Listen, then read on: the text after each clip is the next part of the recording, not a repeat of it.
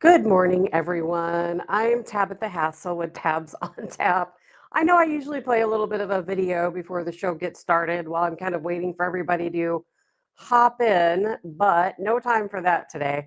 I've been having not a lot of technical issues, but some. But either way, I only have so many spaces available to me for video clips, and we're going to need all of them today for documentation proof on the Las Vegas UFO case. So I chose not to take away one of those videos to add in my opening video like I normally have. So I'm just jumping right into things. I'm running a couple of minutes late. I don't know what's happening. I'm probably being haunted because I'm talking about this stuff. My laptop was turning on and off, on and off, on and off. I finally got it on. I hope it stays on. I'm going to be keeping an eye on it. Then my flag fell down. So as you can see, my flag's a little off kilter because I just hurried up and grabbed it and threw it back up there. Hopefully it doesn't fall down again because it's really boring with just a plain white wall behind me. So a very strange morning for me. Thankfully it's Friday so we can get things underway. But either way, lots to talk about today. Always so much to talk about. I can't believe that it's September already. I just cannot seem to wrap my brain around the fact that it's already September. I still feel like I'm stuck in April. How did this happen? It's getting cool outside, feels like fall weather, which I don't appreciate. It's going to feel like winter weather soon. Also, not a fan of the winter weather. And I see all of the fall flavors coming out. Now, I don't have anything against apple, caramel, pumpkin, spice, blah blah blah. It's just not my line of flavors. Everybody has their thing. I like bright colors, beautiful blue skies, green grass, summery, barbecuey flavors, things like that, citrus and things that go with summer fruits and berries. And I don't like any of those fall things. I don't like the colors orange or brown, or yellow. I like blues and all those pretty summer colors, and I definitely don't like pumpkin spice anything. No, thank you. Or apple streusel or apple caramel. Not my thing. Just not my thing. We all have our thing. But either way, lots to talk about today. I know a lot of people are very concerned about the weather in our areas here in the Midwest, around the region. It's really dry. It's really, really dry. I don't know about you guys, but if you walk out into my front yard, I can see my front yard from here. I can see all of the crispy, dead spots of grass. When you walk outside, you can hear the grass crispy and breaking under your feet. And it is really dry. We got a little bit of rain the other day, but not enough to make a difference. It was just a little tiny sprinkle. But I'll tell you, we all need to be doing a rain dance today. Good morning, Rob. Good morning, Dee. And Dee says, you hate winter, but I love to be warm. Yeah, I like to be warm, but I prefer to be warm from the sun and not under a bunch of blankets and heating elements. But yeah, I'm the same way. I like to be warm, and I'm always freezing cold in the winter. I hate it. I'm one of those people where I'm always cold. I'm always cold. Even in the summertime when it's hot, I'm cold. People will see me running around in the summertime wearing long sleeves and pants because I'm just always cold. And so I am definitely not looking forward to winter, but I know that it's kind of cool out in the nights right now, but it's going to warm up. I heard that, next week it's going to be in the high 80s again. So we're not done with the warm weather quite yet, which is good because I've got a lot of pumpkins growing, still a lot of squash growing out in the garden. I know very little about squash, by the way. And I'm really not sure when to pick squash. I've just been kind of picking them when I think they're ready. I know that if you allow, gosh, squash grow, they almost double in size in a day. You know what I mean? You go out there one day and you're like, not quite ready to pick yet. But by the next day, it has literally doubled in size. And I'm never really sure when it's time to actually harvest them. And I know there's signs you're supposed to look for, but I don't ever see those signs. I've got tons of pumpkins out there. I have got to go out there today and harvest my pumpkins. They're little sugar pumpkins that I'm going to cut apart and make some pumpkin pies with. I'm going to can some of that pumpkin. Quite a few of those growing. I've got a lot of butternut squash growing right now. spaghetti squash, different types of yellow zucchini. I think my cucumbers and pickles are about done. Good morning, Linda. Yes, Linda, me too. I hate being cold. I really do. I hate being cold. You know, I'm just going to tell everybody ahead of time. I made a warning on Facebook yesterday because I don't want anybody to be disappointed, or maybe you'll be pleasantly surprised. I'm not sure. We're going to talk about some news. There's a lot of things I want to talk about, and then I'm going to switch focus. And man, partly because it's Friday, partly because I just like talking about these things. But, and Friday gives me an excuse to talk about kind of off the kilter things. I really want to talk about this UFO case in Las Vegas. It happened on April 30th, 2023. I'm not going to talk about it now. I'm going to talk about some news first, and then we're going to do a deep dive. And I do mean a deep dive. I'm going to show a number of videos because what's most important about that Las Vegas UFO case is that there's so much documentation. In fact, there's more documentation on this case than any other, because so many people witnessed the video, so many, including police officers. There's so much documentation. And, this is the different times than back in Roswell, or a lot of the former, cases, because there's documentation to back what this kid and what this family saw. And Angel Kenmore, who is the primary person that we'll be hearing from in these videos, he was, the main witness, and he's going to break down what he saw and what has happened since then. And then I'm going to play a brief interview from Tucker Carlson later that will kind of talk about this. And then I have so many videos of Tucker Carlson talking about what he learned through different witnesses and different testimony and people he's spoken to. And I don't have time to play all those videos. So I'm just going to summarize those for everyone. And I'll tell you what, I don't even know what I think when it comes to UFOs. I'm starting to change the way I think. It's not often that I change my thought process on something, but I'm starting to change my thought process on what I think UFOs and aliens, extraterrestrials are. I think it's pretty fascinating, quite honestly. And good morning, Phyllis. Hope you're doing well. Good morning, Karen. Hope you guys are all doing great this morning, and hope you're all looking forward to a beautiful Friday. Hopefully you won't be scared if you watch the last part of the show today, because I'm scared. I couldn't sleep. Like for the past 3 nights, I have not been able to sleep. I keep seeing things and hearing things, and I know there's nothing there, but you know how it is. It reminds me of being a kid, when something scary would happen and I had to sleep with my bedroom light on or a light on in the closet. So hopefully you guys won't also be scared, but I'm telling you, there's some crazy stuff going on out in the world. Good morning, Kasha. Happy Friday. Oh, Kasha. My friend Kasha is back from Poland. It looks like she's back in St. Louis. Hope to see you soon, Kasha.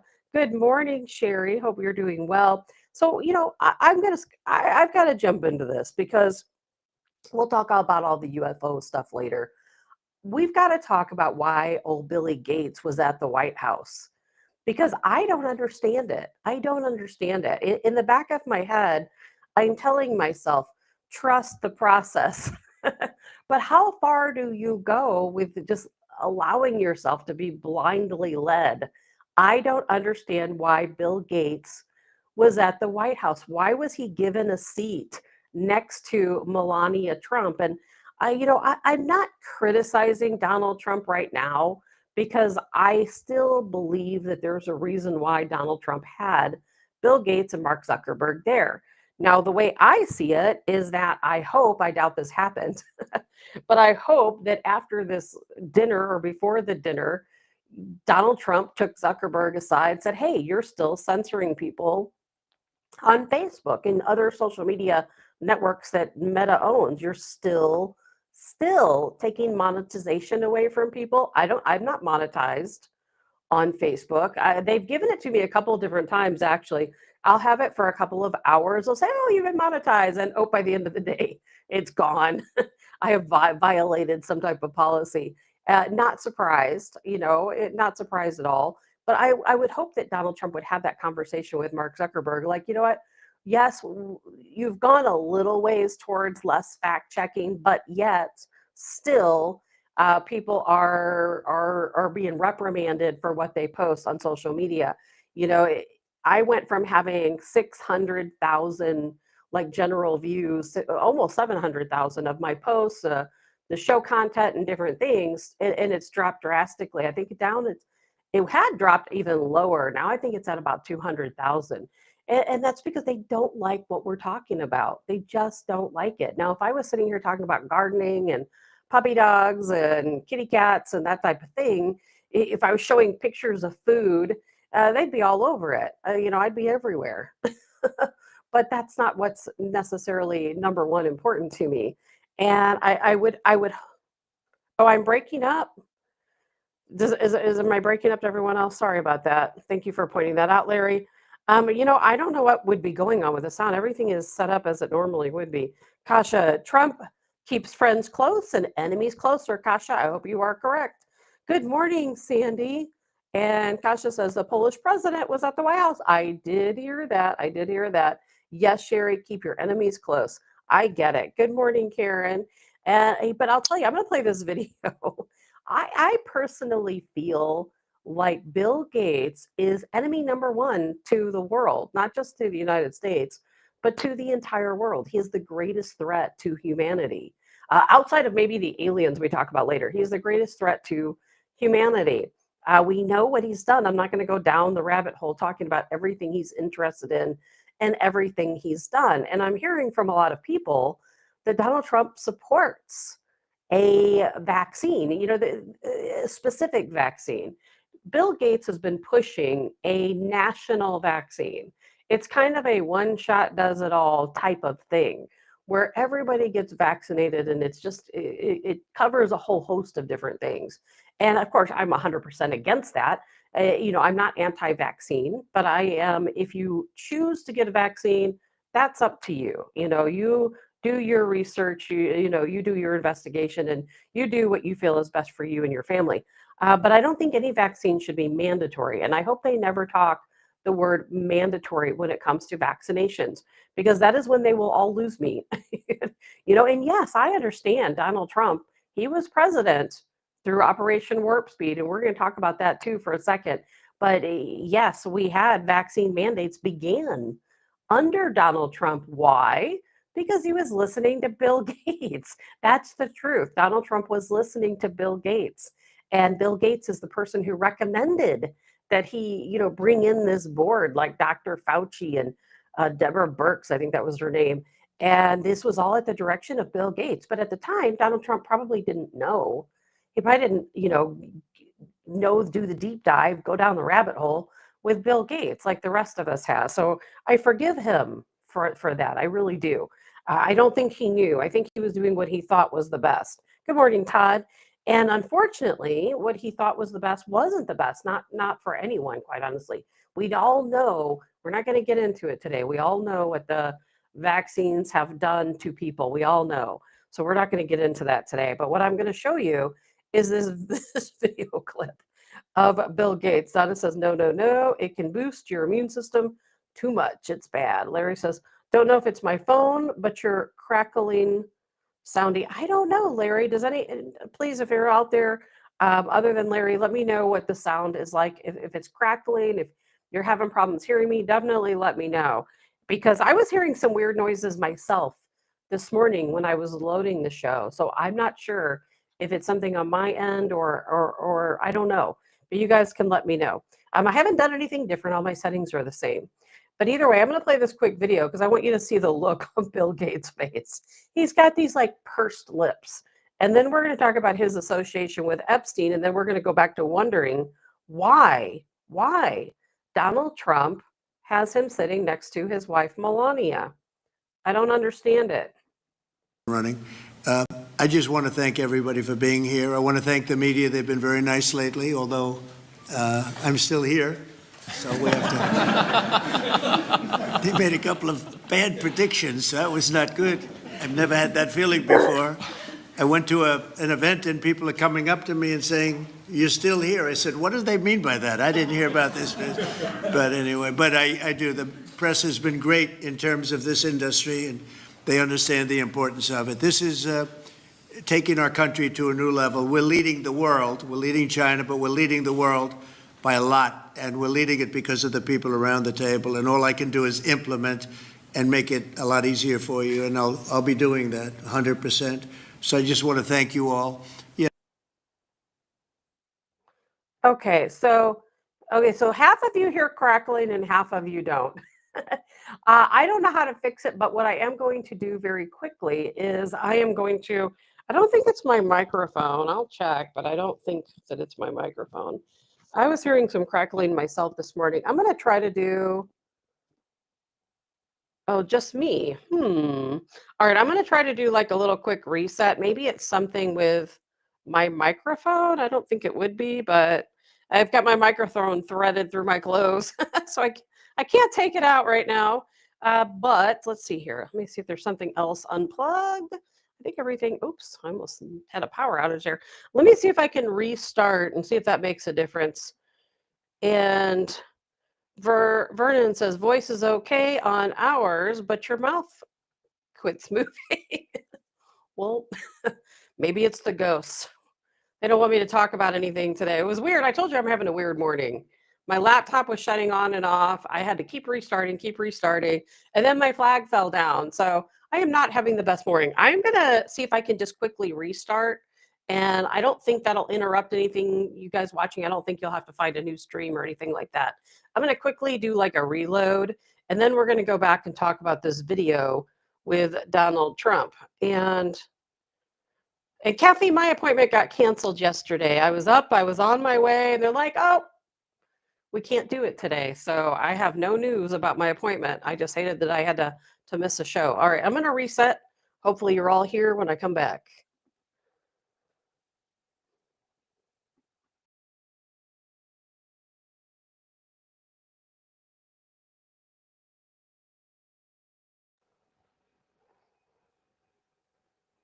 All right. It looks like you guys are here.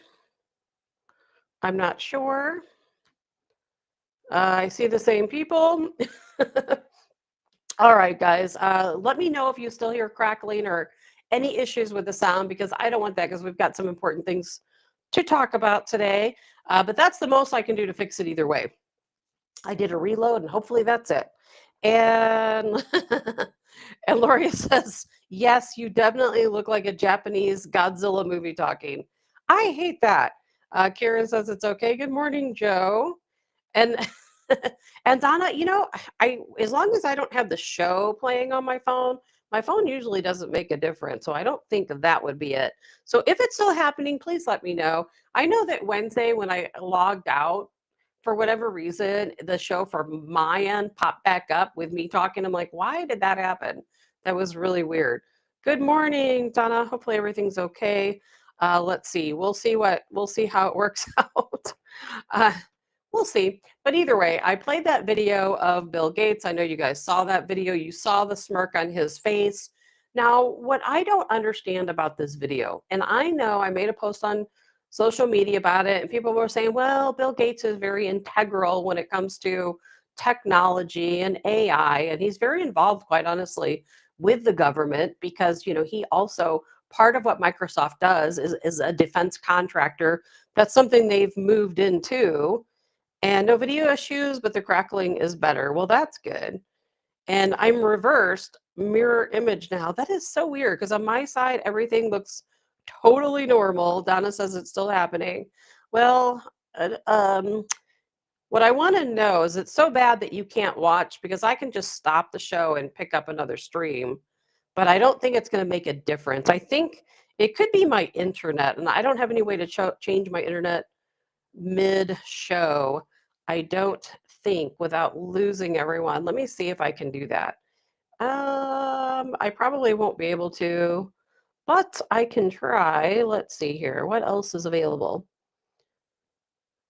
No, I cannot change, unfortunately, mid-show. I was going to, but I don't see my Starlink up here. I'm using a different internet.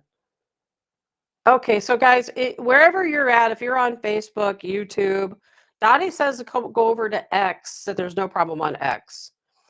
So sorry about that. We're just going to keep on going, and if you can switch over to X, it's better to watch on X anyway, because Facebook messes with my stream. I already know they do. So I always encourage people to watch on X. because you will definitely have a lot less problems over there. No question about it. But anyway, let's carry on. And thank you, Jamie. Good morning. And I see you got to work on time ahead of time so you could check us out this morning. Thank you for that. So anyway, let's get back to Bill Gates because we got a lot of things to talk about. So Bill Gates, what I don't understand is that, yes, I don't care that Bill Gates is important to the technology community. I don't care. I do not care that he founded Microsoft. Makes no difference to me, quite honestly. I don't even like Microsoft, even though I use some Microsoft products. You don't have a choice. They have, a monopoly on the market. There's no other options. What I don't like about Bill Gates is the obvious. We're not, again, we're not going to go down that rabbit hole. We all know that he's involved with all of these different research projects. He funds all these different research projects. I don't care about any of that. I mean, I do care, but that's not what my issue is. My issue is that Donald Trump invited Bill Gates to come to the White House. He sat him next to Melania, knowing that Bill Gates is on the Epstein list, knowing that Bill Gates' wife very publicly spoke out and said maybe not the entirety of her divorce, but a good portion of her problem was Bill Gates' association with Epstein, his trips to Epstein Island. We all know he's been to Epstein Island a number of times. Now, I have not heard any witness accuse Bill Gates of doing anything. That is something I have not yet heard. And so some could say, well, yes, maybe he was friends with Epstein for his connections. Maybe he was with Epstein over funding. Maybe he traveled with Epstein to meet some of these other people, like Bill Clinton, who was often on the plane with Bill Gates.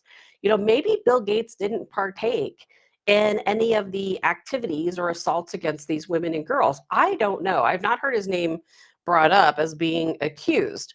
That doesn't mean that it's not going to happen.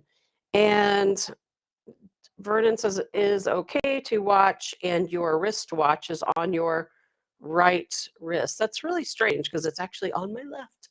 I guess it is reversed, but on my end, everything looks normal. But I don't know. But here's the thing. Donald Trump knows, he knows. He knows that right now America knows and understands that Bill Gates is on the top of the list when it comes to Epstein. He was probably on more flights. He was associated with him at a higher level than anyone else. Why is he inviting him to the White House when he knows that Bill Gates wants to depopulate the planet? Why does he give him a seat there? I don't understand it. Mark Zuckerberg, I get. I don't like that Mark Zuckerberg censors Facebook. I don't like that he's purchased all this land in Hawaii and has kept people away from beaches and that type of thing. There's things he does I don't like. But that's nothing the same as is Bill Gates. It's just not. And I don't understand why Donald Trump would invite him to the White House. You saw his little pursed lips there, and he's there to try to sell his research projects to the White House. He is. He is. Donna says a Bill Gates vaccine could end up looking like a horror movie. Absolutely so. We know what he's trying to do. Now, I understand why Bill Gates would be there. I don't understand why Donald Trump invited him. I really don't. And I'm trying not to lose my faith in the Trump presidency. I'm really trying not to, but it upsets me. And so many people though told me, oh, I understand why Bill Gates is there. That if you didn't do business with, people who did wrong, then you wouldn't have any business at all. And I understand that. And I actually say that all the time because people always want to say, well, why would you buy something from Amazon or why would you, purchase things from this company or this company or this company because that owner is a womanizer. They've been divorced. They cheated on their wife. They did this, this, and this. I don't care about any of that. That is their personal business. That their personal life has nothing to do with how they operate in business. And if you looked at every single company and their CEO or their board, and you stopped purchasing or doing business with every single company that you didn't agree morally with the people on their board or the CEO, you seriously would have no business. You would be doing nothing. You'd have to move out to the woods because you wouldn't be able to buy any products or live in a home, or have any utilities or anything else. So I get that, but I draw the line. There's a line that has to be drawn. And I draw that a line at pedophilia, at sexual assault, at trafficking, whether that's drugs or humans, And I draw the line at heinous homicides. And I don't accuse Bill Gates of heinous homicides, although I do think deaths are attributed to him through his various, research projects and vaccinations. That might be a stretch, of course. I don't know. Good morning, Darren. And good morning, Cindy. And Cindy, I agree. Trump always has a plan, but sometimes it's really hard to trust the process. There's oftentimes I sit back and I think, I really do need to trust the process. I need to tell myself that I just have to let it go, and I have to understand that Donald Trump is doing what he needs to do. And I do that with a lot of different things. But when it comes to Bill Gates, again, that's another area where I have to draw the line. The man does not have a place at the table, in my opinion. And I think that Donald Trump doing that it is a bad look, quite honestly. It gives our detractors a lot to go on. Now, Donald Trump is not anti-vaccination. I think you guys know. Now my computer's messing up. I see myself talking from like 5 minutes ago. We're just going to carry on. But Donald Trump, you guys know how much I love Donald Trump. I just don't think it's a good look for him. I don't think that pretty much any of his supporters are okay with Bill Gates being at that meeting. But you know what? We're not going to talk about it all day. We got lots of other things to get to. But I'll tell you, it upsets me. I don't like to see it. And I'm going to be keeping a very close eye on where this goes from here. Is there a plan of action? Are they going to collaborate on any of Bill Gates' research, on any of his government contracts? It scares me. It really does. And, speaking of vaccines, we have Robert Kennedy Jr., of course, gave testimony. I heard it was 3 hours. I didn't watch it. And he pretty much told us, hey, you've been lied to. Now we know, of course, why Democrats are trying so hard to get rid of Robert Kennedy Jr. They want to get rid of him because he's telling way too much truth. We know they don't like truth. They do not like truth. And Donna says, I had the vax, once had COVID twice, and never been the same. I know tons of people who got the vaccination, and some of them have illness, some of them are fine. I know people who had COVID itself, and some are good and some are fine, but I do believe that's what I personally know. But I do know people have called me and called into various shows I've been on and told me that their loved ones have been very seriously injured from getting it, whether that's blood clots or cardiomyopathy or other different illnesses. And you can look at the research and you can see how various diseases have gone up by 1,000 or more percent. I think most of us know that these things can happen. And I'll never forget the day when I was at Real Talk and a mother called in, and maybe she's still listening, maybe she's not, but she called in and said that her son, I believe he was 26 years old, had blood clots all the way around his heart. And I thought, man, I can't even imagine. I can't even imagine, but it's true though that Donald Trump did head Operation Warp Speed, but I just have to believe, like so many people, he just didn't know better, that he didn't understand that implementing these mandatory vaccines would cause the problems that it did later cause and is continuing to cause. I have several friends right now who have cancer, and I really believe that they probably wouldn't had they not taken that step. I gotta be careful what I say because I'm already having technical issues on Facebook. If I talk about it too much, they'll just be like, boop, and shut it down.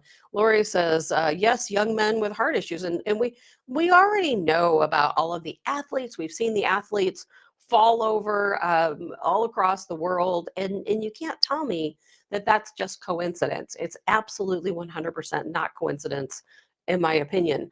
And so I don't like to see Bill Gates at the table. I don't.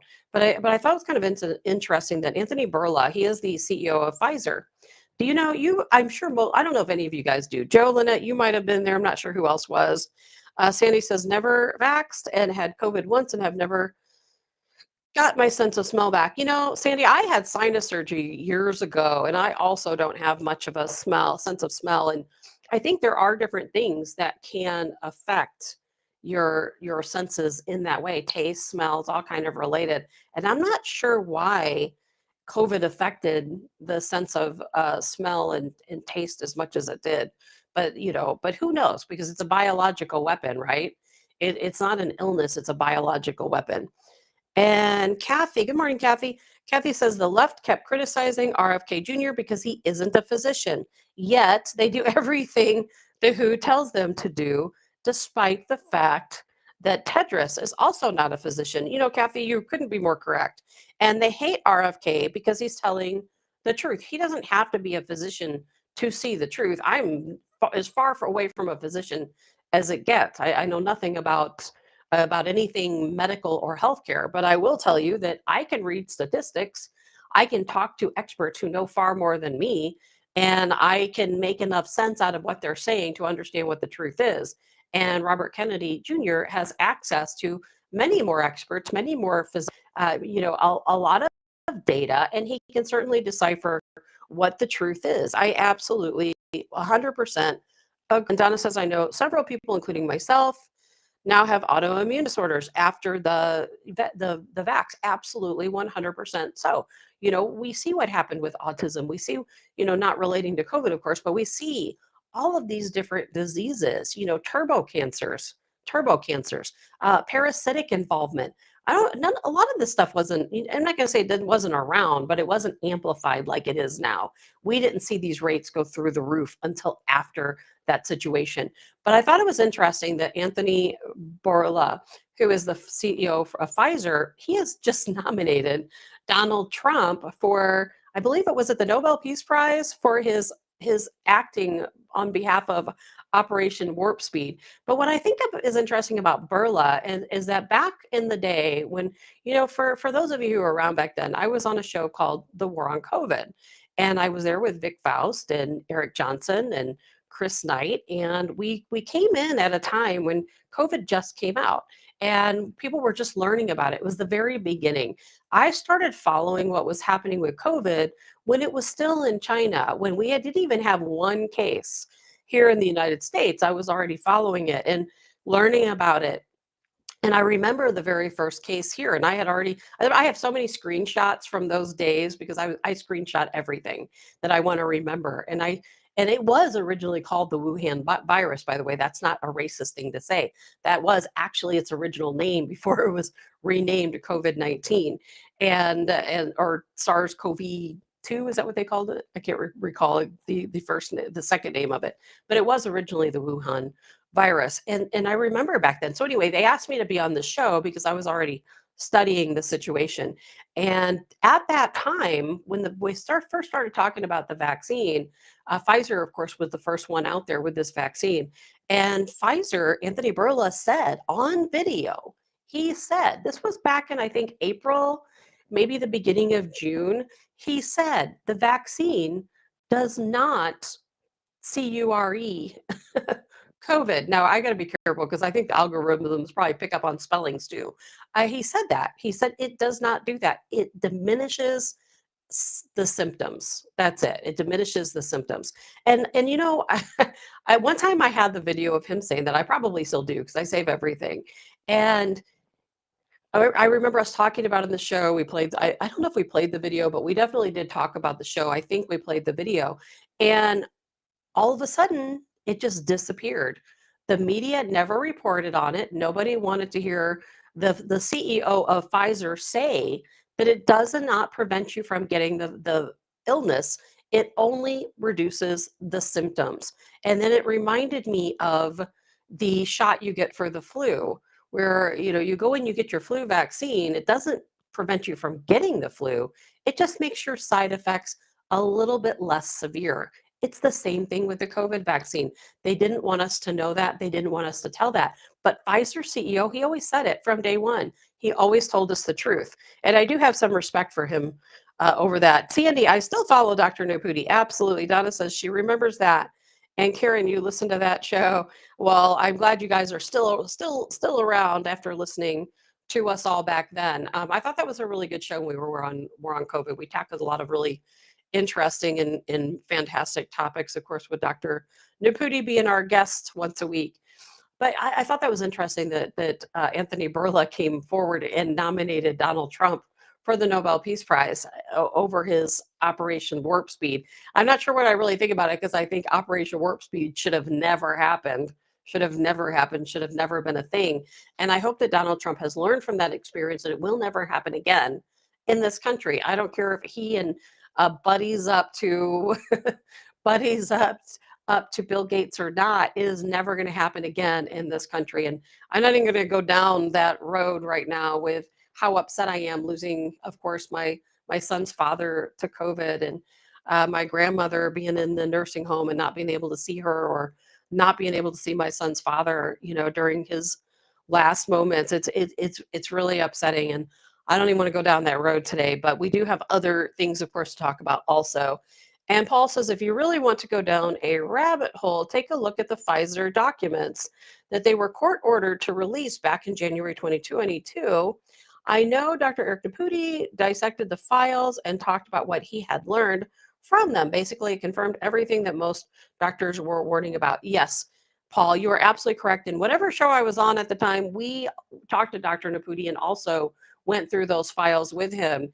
And yes, you are absolutely 100% correct. There's a reason why they didn't want all of the data, all of the ingredients and everything released for 75 years, because we would all be long gone by then, right?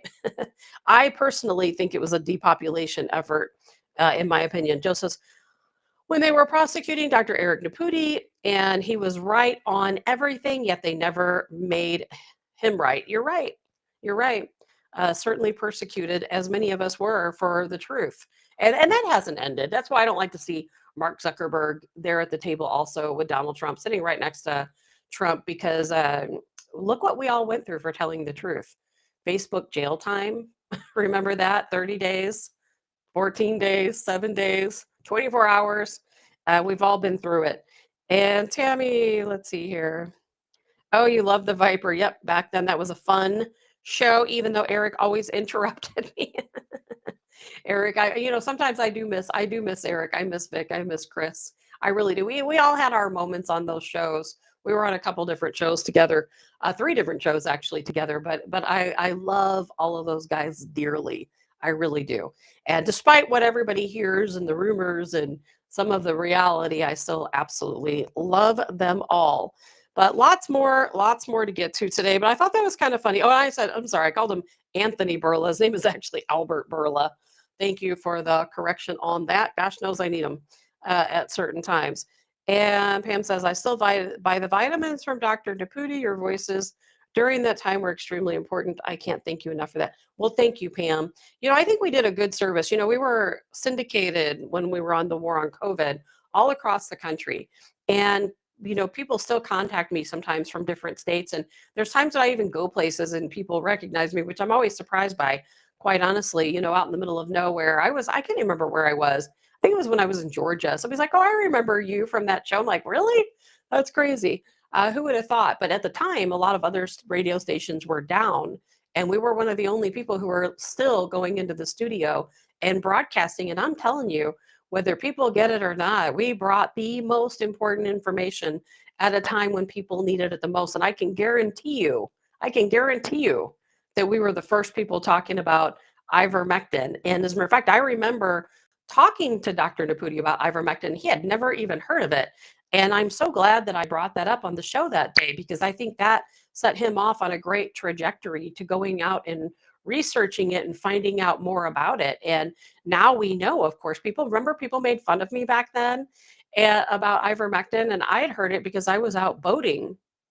I think it was boating. Can't remember what I was out doing, but I was out doing something. And well, I wouldn't have been boating in April, but I was out doing something in April. I think it was April, and maybe the end of March, April. And a friend of mine worked at a doctor's office, and she was talking about the doctor that she works with and how he was taking ivermectin. He had everybody at the office taking ivermectin. And I started talking about it on the show. And of course, it was the paste back then. And I'm sure you guys remember the guys making fun of me and making horse noises. But hey, you know what? I was right. Now, I'm not always right about everything, but I was right about that. Paul says, makes me wonder if Trump is getting all of these tech moguls together so he can whisper in their ear that he has a list, videos, files, And all of you are on them. Now let's have a talk, gentlemen. I hope so. I don't see that happening, but I hope so. Karen says, Eric always teased you about being short. Yes, and I am short. I'm 5'2", not the shortest person on the planet, but I am short. And Tammy says she remembers that. Yes, they were terrible to me. Pam says, look at how right you were about ivermectin. They would harass you and no end about it. They did. And thank you, Pam, back then for standing up for me, by the way, because yes, they did harass me. But look where we are today. It's taken off. And now look how many other things have come into the mix, besides ivermectin, so many other products out there. I still have so many tubes of ivermectin. I bought like 100 tubes right off the bat. As soon as that girl told me that, I bought it and started taking it. And I still think that that's why I never had any problems. And Eric always gave me problems. Yes, he did.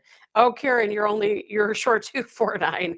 As I age, I'll probably shrink, and I probably will be 4'9". I think my mom shrunk down to about 4'9". I'm 5'2", but I wear heels all the time, so you may never know it. Except for now, I don't wear heels here for this show because I don't have to. Nobody sees me anyway.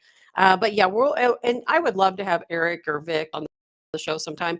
I've not really asked them. I haven't really had time, but that would be fun. I doubt any of them would do it. And quite honestly, as much as people hated hearing us all fight back in the day, I loved I loved sometimes the interaction between us all. There were times I hated it.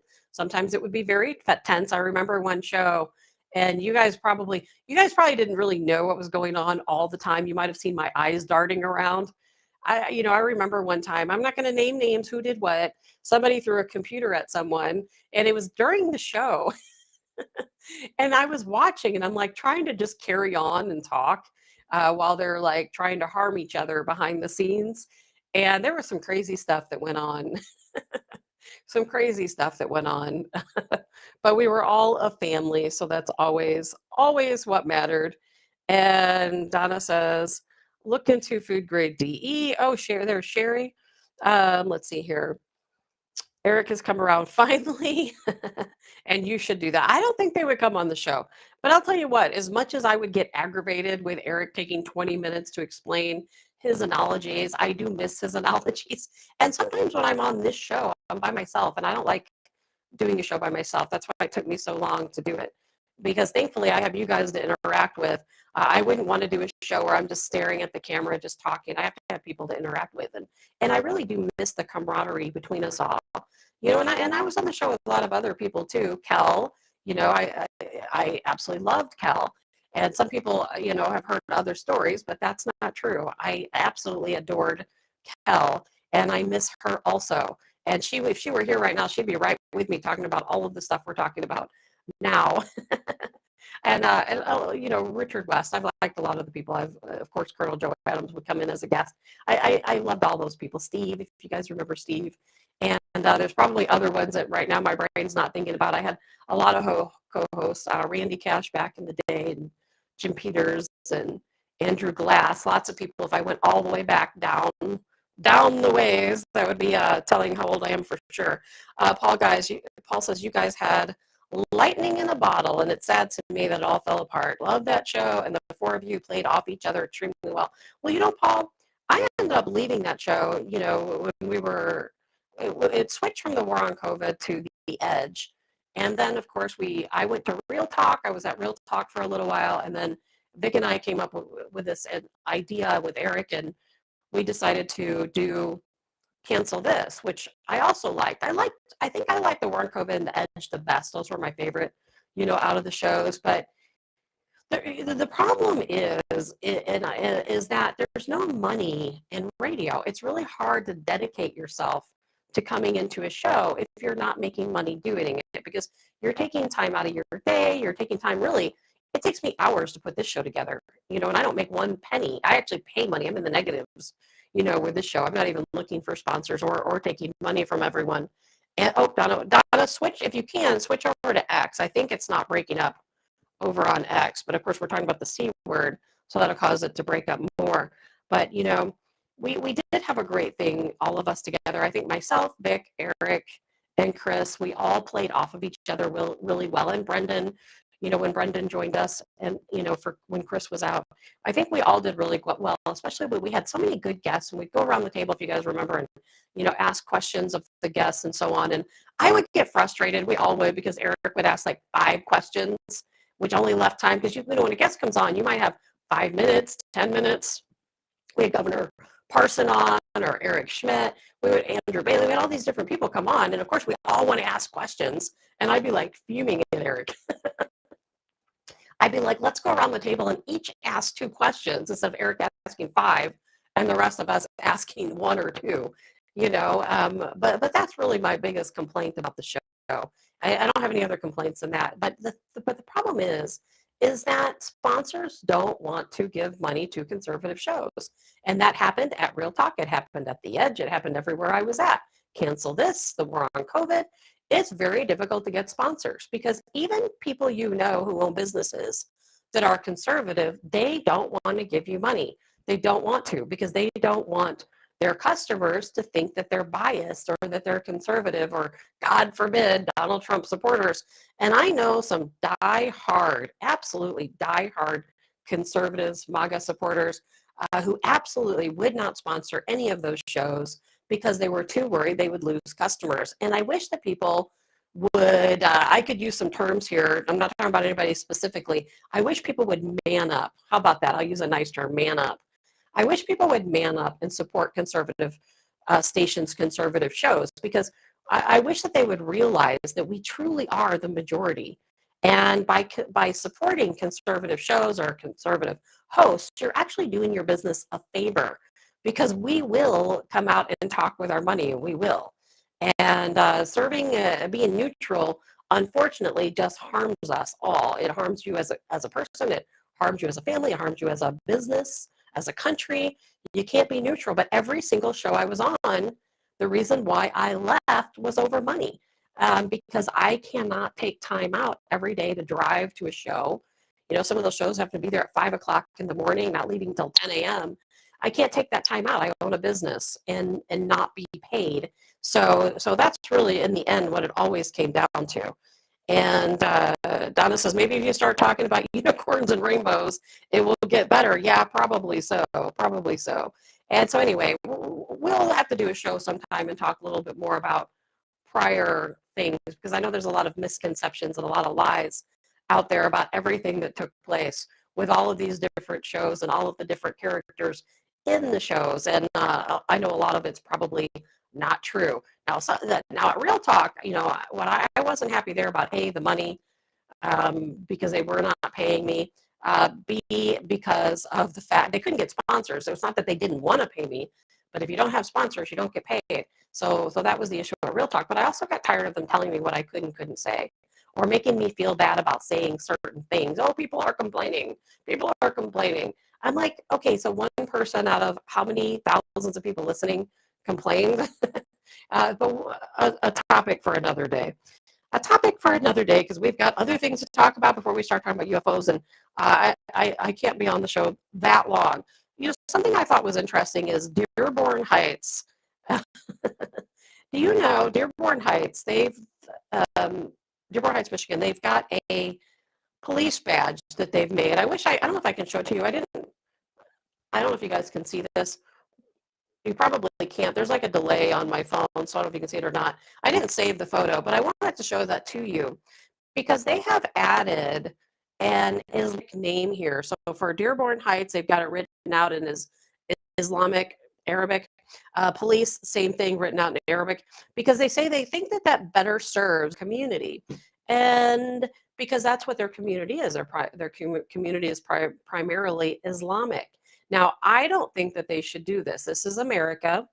This is America. English is our #1 language. And I don't think you should change your police badge or your police cars to state the name of your city and the police department in Arabic. I don't think that that's a wise idea at all. And I don't know why anyone would do that. Let's see here. Didn't Vic make the news over that episode? No, he didn't. That wasn't me. There was a situation that happened with Vic. I had left the show for a while, And then later, did I come back? I didn't come back to that show. I came back to a different show. That was a situation where Vic and somebody, there was two there. After I left, there was a girl named Angela who took my place. Then after she left, there was a girl named Crystal that took her place. And what happened is that Crystal secretly recorded Vic berating her. And it was wrong. Vic knows it was wrong. He shouldn't have said the things he said. He has, I'm not going to say an anger issue. I wouldn't go that far with it, but he does get angry about things. And as a lot of people do, he's certainly not the only one. And he went off on her. It was wrong. He did it to me many times. So I get it. I do get it. But at the same time, I don't think she should have recorded him. I think that she should have had a little legitimate talk with him, or she should have left. If you don't like the way somebody you work with is treating you, leave, or file a lawsuit, whatever it is you think you need to do. For me personally, I think that he shouldn't have been fired from Fox 2. I think that was going too far. I don't think that should have ever happened. And I've always supported Vic in saying that I don't think he should have been fired from Fox 2 over his interaction with his co-host. But that's just me. I know I lost a lot of followers when I stood up for Vic after that happened, but it is what it is. Donna, he was set up. I don't know if he was set up or not. Oh, she is suing him. Oh, I did not know that. I don't know if it was set up. Vic would have angry moments. Now, when we were on Cancel This, he did not have those moments. Whatever issues he was having were resolved. On Cancel This, not one time did he ever threaten me or say anything, mean to me. Pam, he threatened to punch her. Well, I'm not surprised. I'm not surprised. Paul says, haven't heard from her since that altercation. Yeah, I don't know what happened to Crystal. Never knew her, didn't meet her. She shouldn't have. She did set Vic up to the extent that she probably knew that if she irked him and pushed his buttons, he would go off on her. And she probably had her phone ready. I'm just guessing. I don't know. This is just me guessing. I don't know, but that she got her phone ready, knowing he was going to go off on her, and she just pressed record. And I think it taught Vic a lesson. He went off on me many times. He said some really horrible things to me, very much like he said to Crystal. It happened. I'm not going to deny that it happened. It was a very difficult time, but how I handled it was different. I said some horrible things back to him. If he never, hit me or even threatened to hit me, but had he, I would have hit him back.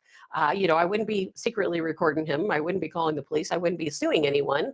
I would just stand up for myself. And then if he continued to do it, I would leave. And which I did. And that wasn't though about him.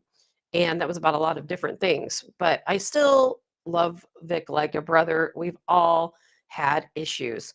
And we've all, as Sherry says, we've all gone off the deep end. Yes, we had. Paul said she entered 15 minutes.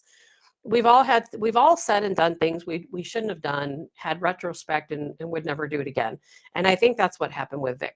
He had some things going on, in his private life. I don't recall what they were, or what the situation was, but whatever those things were, those things sometimes come out in how you interact with other people. And I'm not going to go down that lane with Vic, but I will say that I do support Vic. I understood what was going on, and I don't like Crystal's reaction to it. That's how I feel.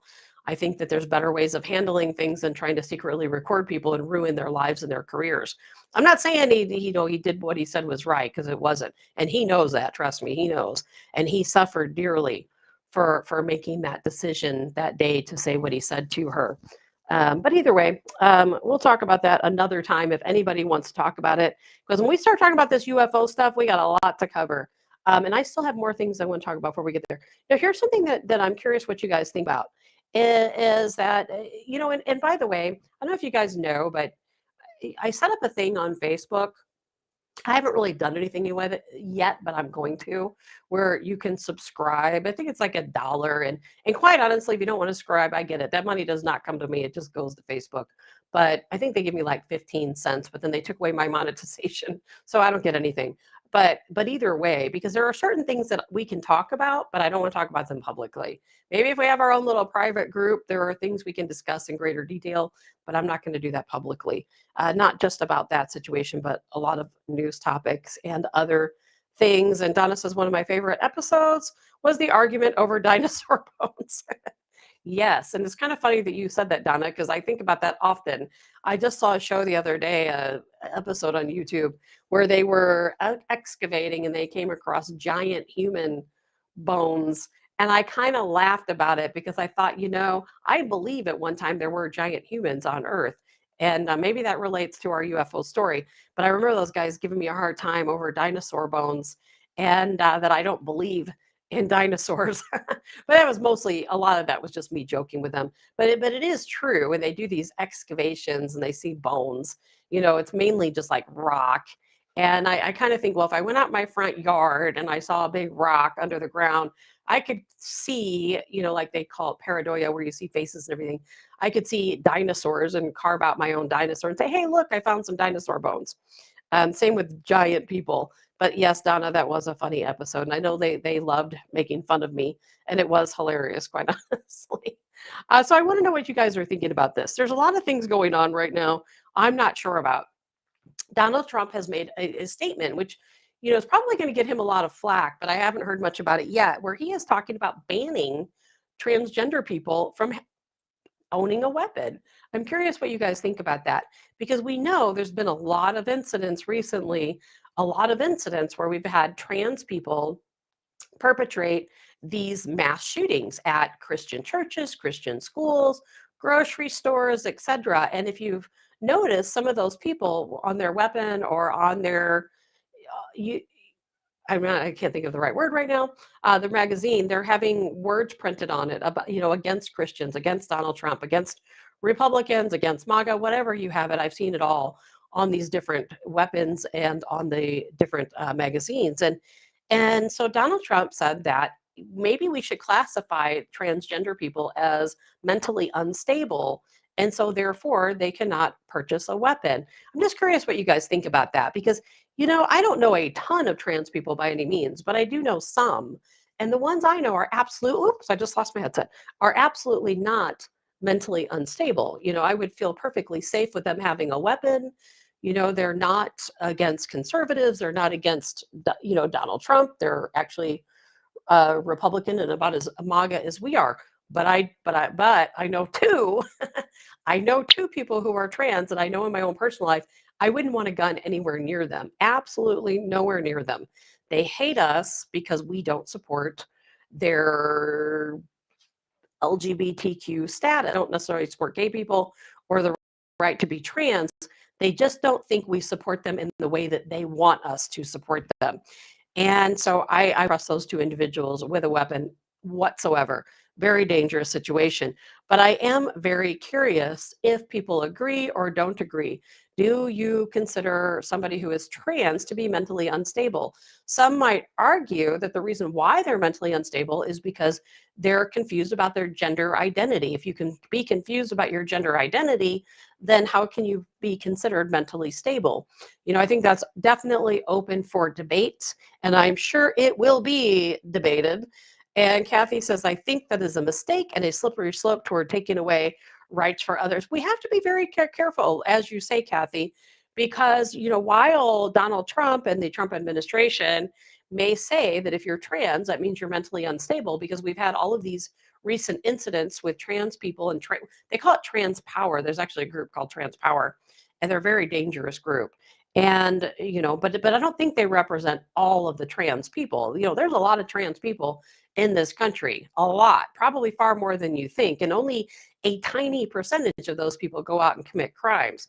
Because, Democrats could flip that on us. They could say, look how many Christians have committed crimes. How many have BOMBED, different facilities that provide abortions, or how many have gone after doctors who provide abortions. And then they could take away the gun rights of Christians, because you must be mentally unstable if you believe in God and Jesus, and that if you're willing to take those beliefs to this extent where you commit these crimes. I think it's also a slippery slope in that, a lot of, if you go out and look at serial killers, I've studied serial killers extensively. I used to write an entire blog about serial killers and abductions and that type of thing, unsolved crime. I just don't have time to do it these days. Otherwise, I still would be. The majority of serial killers are white men. So are we going to take away guns from white men because the majority of serial killers are white men? Probably not, right? Probably not. And Donna says furries with CCWs. It's scary, but we have to be very careful when we start labeling groups as mentally unstable, an entire group of people. We have to be very careful. I don't know what the answer is when it comes to gun legislation, except for that. The one thing I will say that I think holds true is that if every person who's eligible to purchase a gun and carry a gun actually does, you're going to cut down on all crime. Because if we're all out and we all have weapons, we're all armed, well, guess what? We're a lot less likely to become a victim. If teachers, administrators, some students have weapons, remember back in the day, students did take weapons to school. Maybe they didn't take them in the school. Maybe they had to leave them out in their vehicle, but it was something that kids at one time were able to do. I think we'd have a lot less crime. That's seriously the only thing I can think of that prevents all of these shootings is to be armed yourself. Armed and trained is going to keep you from being a victim potentially, as well as cameras. And that's another slippery slope, the cameras. And let's see, people need to worry about the plus part of the LGBTQ standing for MAPS, minor attracted people. I agree, Sherry. The LGBTQ, I don't have a problem with that. The plus is where I start having a problem. The plus stands for the people who are minor attracted people, which is just a good, they're trying to normalize pedophilia. They call themselves minor attracted people. No. Furries scare me. I would be all for if somebody was an active furry, taking away potentially the rights. But then you go back to, well, what about people who go to Renaissance fairs or who go to and reenact, different wartime scenarios like the Civil War reenactments and so on? It's a very slippery slope. I really do think that we have to try to stop taking guns away from people. We have to stop taking guns away from people. That's not the answer because we all know if you take a gun away from somebody who wants to cause other people harm, well, they'll just go get a vehicle and run over a crowd of people. They'll come up with some type of device that they can use. There's a lot of ways to get rid of other people besides a gun. So I definitely don't think more gun legislature is the answer. I think everybody being armed is the answer. A lot of people won't agree with me, but I absolutely, the latest shooter's girlfriend is a furry. Not surprised at all. And Donna says, I take anti-anxiety meds, don't take my weapons. Well, exactly, Donna. If we start taking weapons away from people, they're going to come up with all kinds of reasons. Oh, you've got asthma? Oh, we better take your weapon away.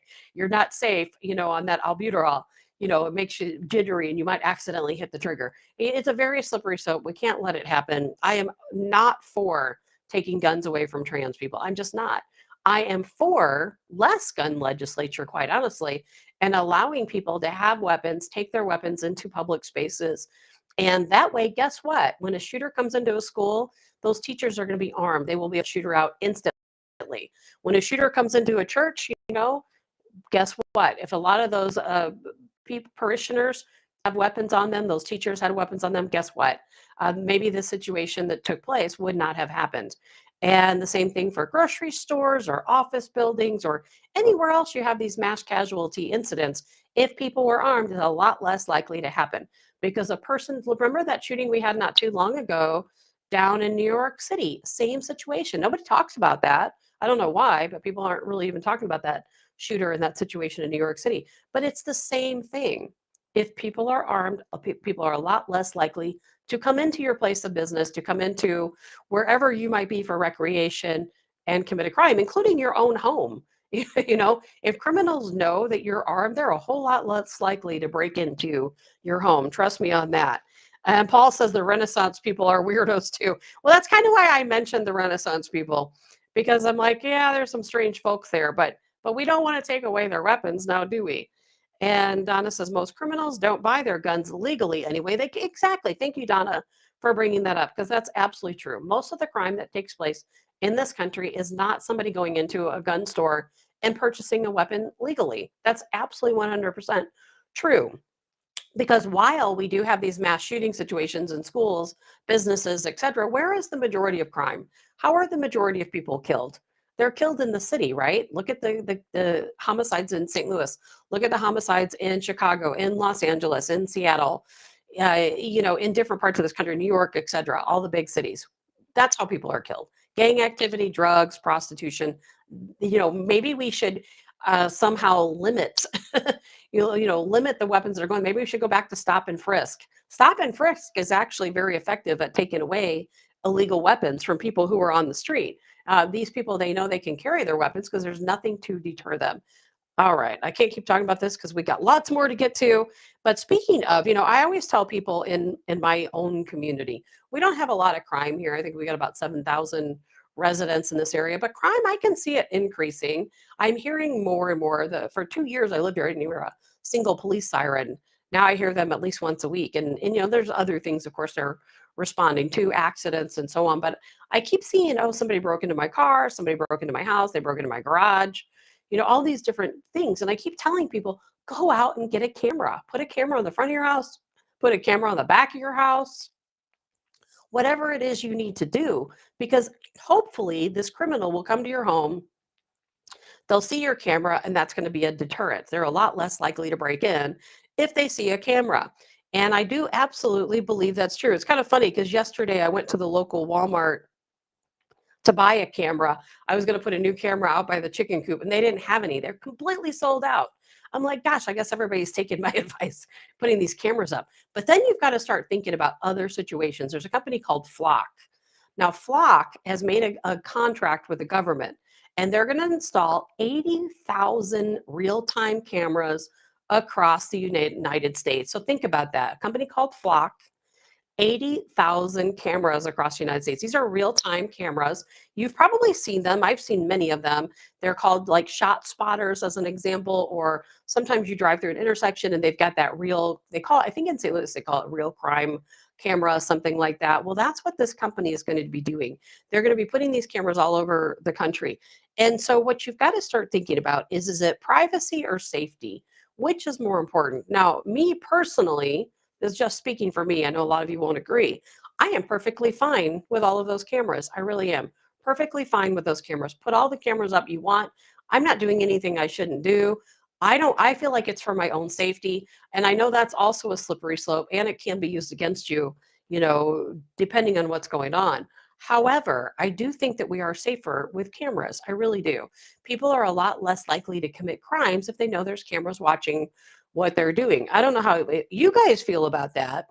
And Kim says, Flock cameras are used by police departments across the United States. Absolutely so, Kim. Absolutely so.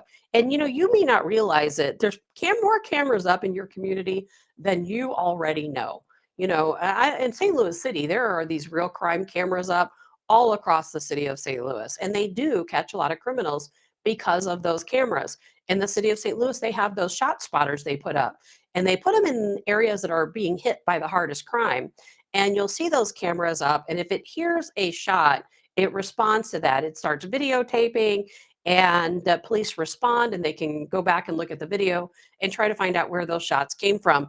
And it also contacts police because not all crimes are reported. So let's say there's a high crime area, they have a shot spotter on that block. Sometimes they're at businesses, sometimes they're just in a neighborhood, and the shot spotter hears a shot fired. And let's say a person was hit and now we have a victim, but nobody calls it in. Well, ShotSpotter will notify police so that police can potentially find that victim a little bit sooner, as well as the perpetrators. And trust me, there are already cameras everywhere. I don't feel that we have any choice in the matter. I'm thrilled with 80,000 cameras around the country. I'm also not thrilled with license plate readers. Trust me, there are more license plate readers there than you'll ever know. Yesterday, as a matter of fact, I was out in South County. I had to work, and I saw a police car going through the parking lot row by row, and of course they had their license plate readers, attached to the vehicles, and they're going through and they're looking at every single car.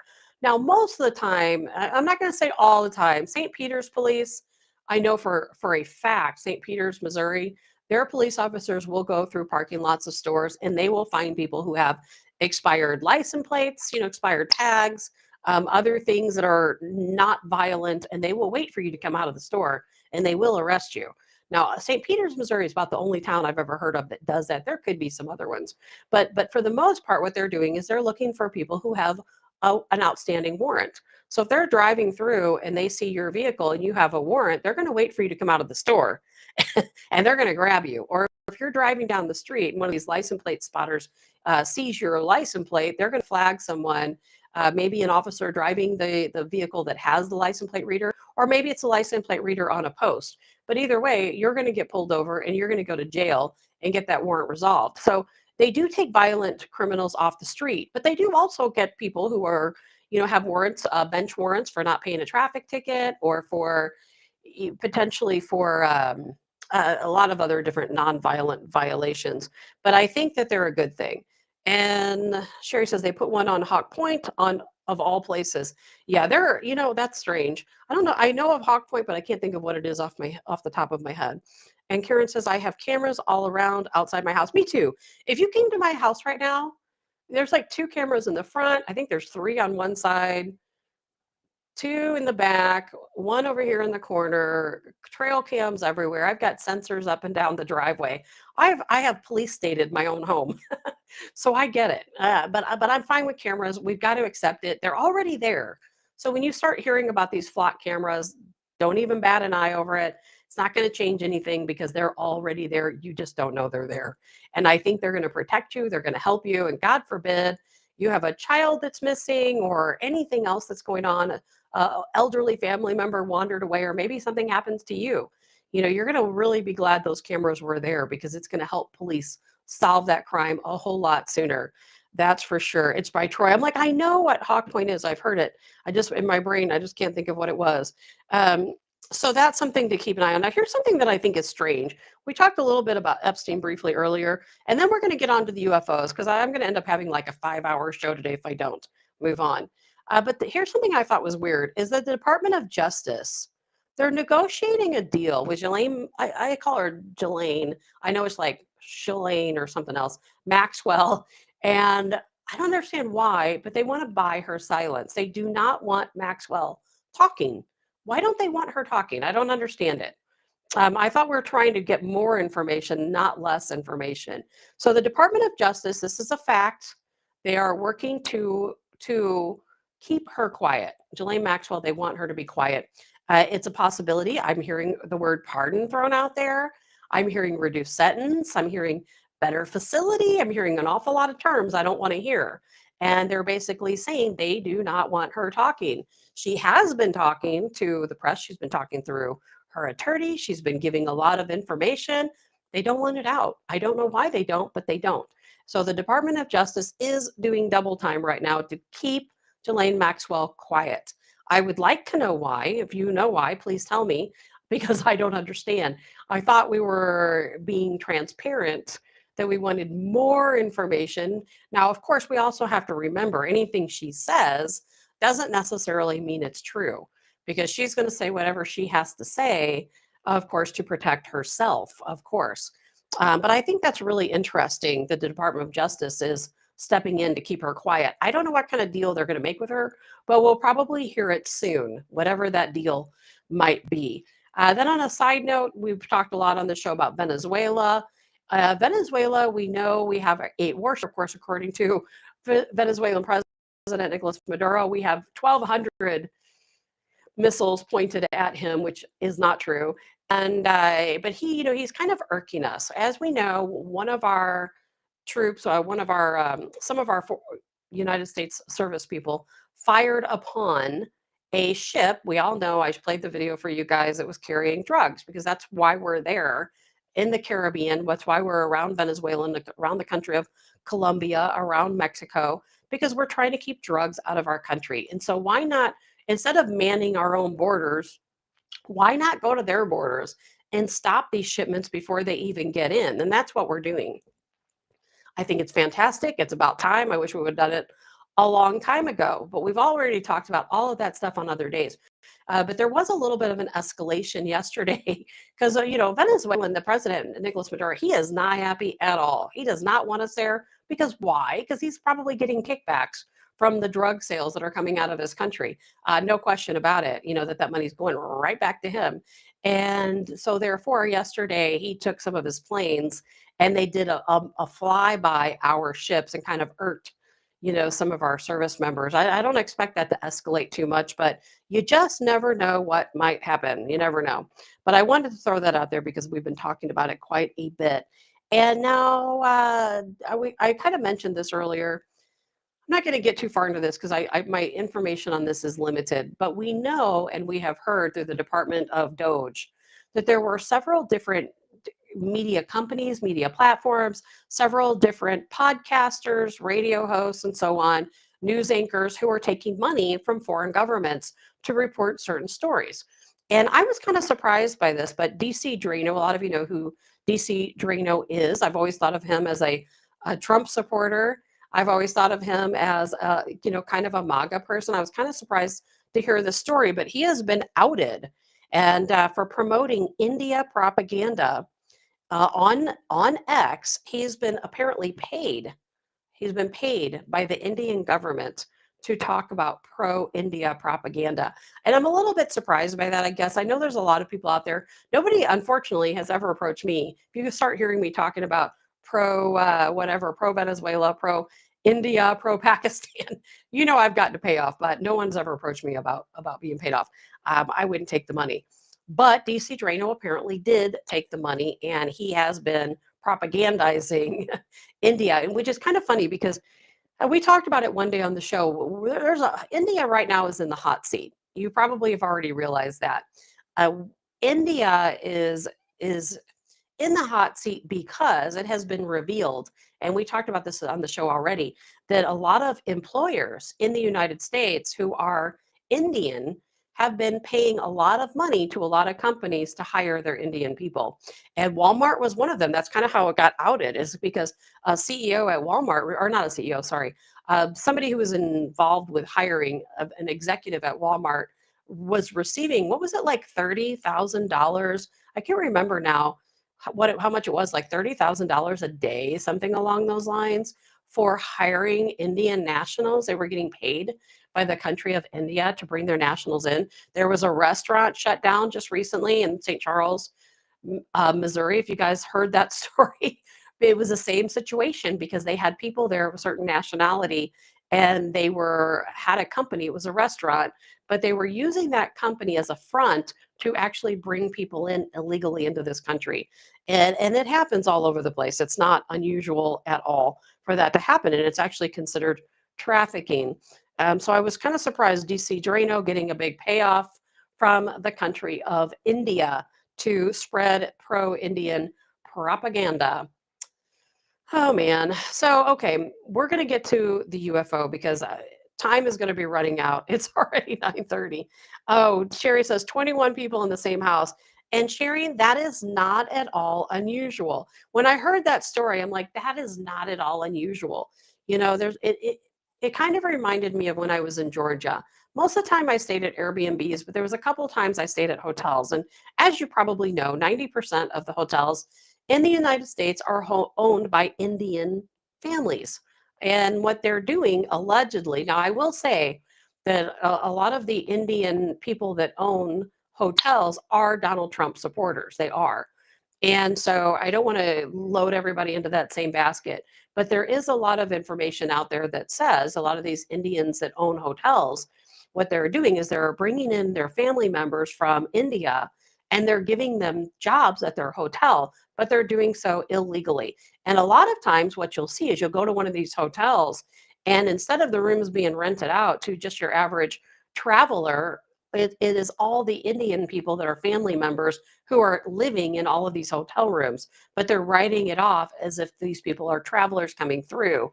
And so it's kind of an interesting story. And I think as time goes on, we're going to learn a lot more about how the country of India is trafficking their own people into our country. And then we've got to ask, well, why? What are they getting out of it? It's kind of an interesting story, really, when you break it down. But we don't have time to do that today because we need to talk about some UFO stuff. Now, I'm going to get into this, and hopefully I can get through it kind of quickly without taking up all of your day. I didn't expect to talk about news for this long, but I go off on a tangent sometimes about some of these things, as you probably know.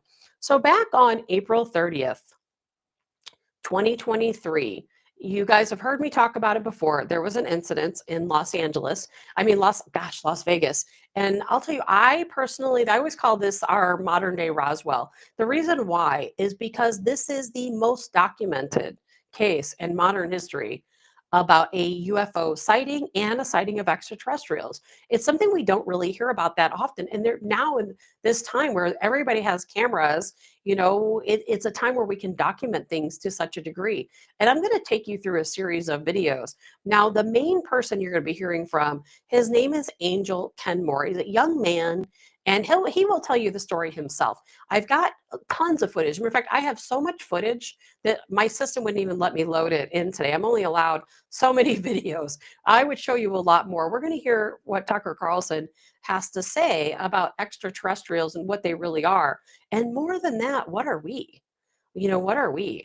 Some of what I heard is pretty disturbing, quite honestly. In fact, Tucker Carlson said it was so disturbing that he wouldn't even tell his wife. He doesn't even want his family to know. He doesn't want to cause them mental harm by explaining to them what he learned.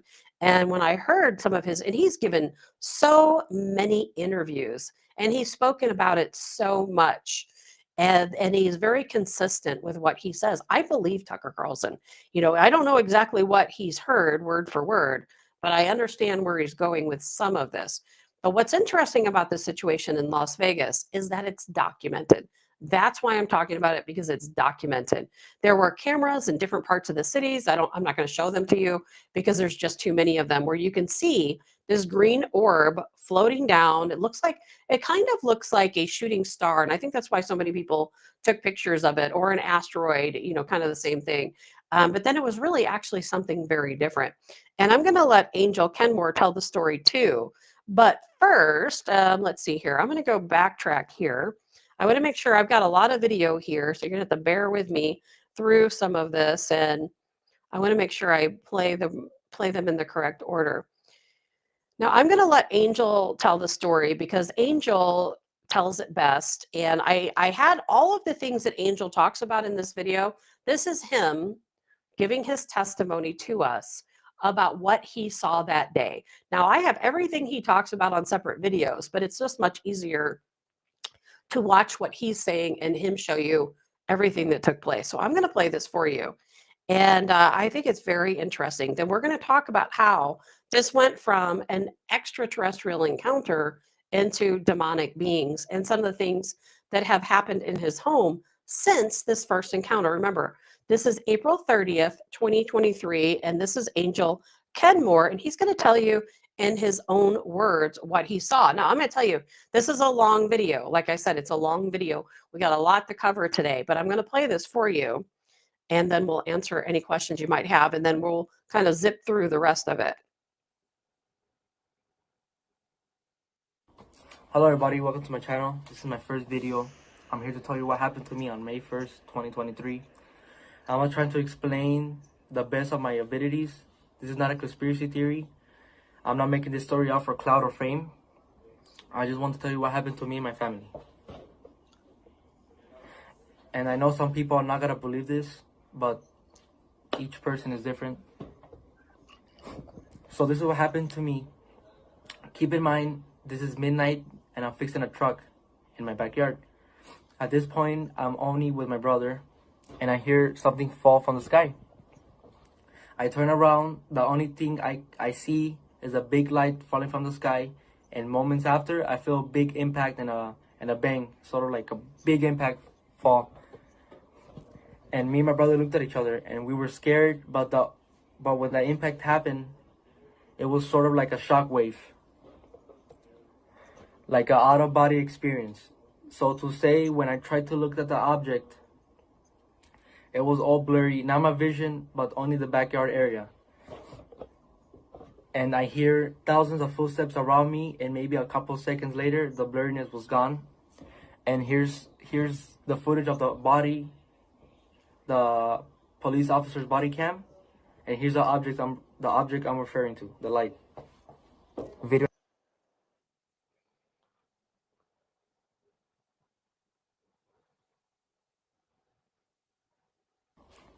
Here's a Ring camera video. You can hear the bang. This is around the neighborhood. So here's the video.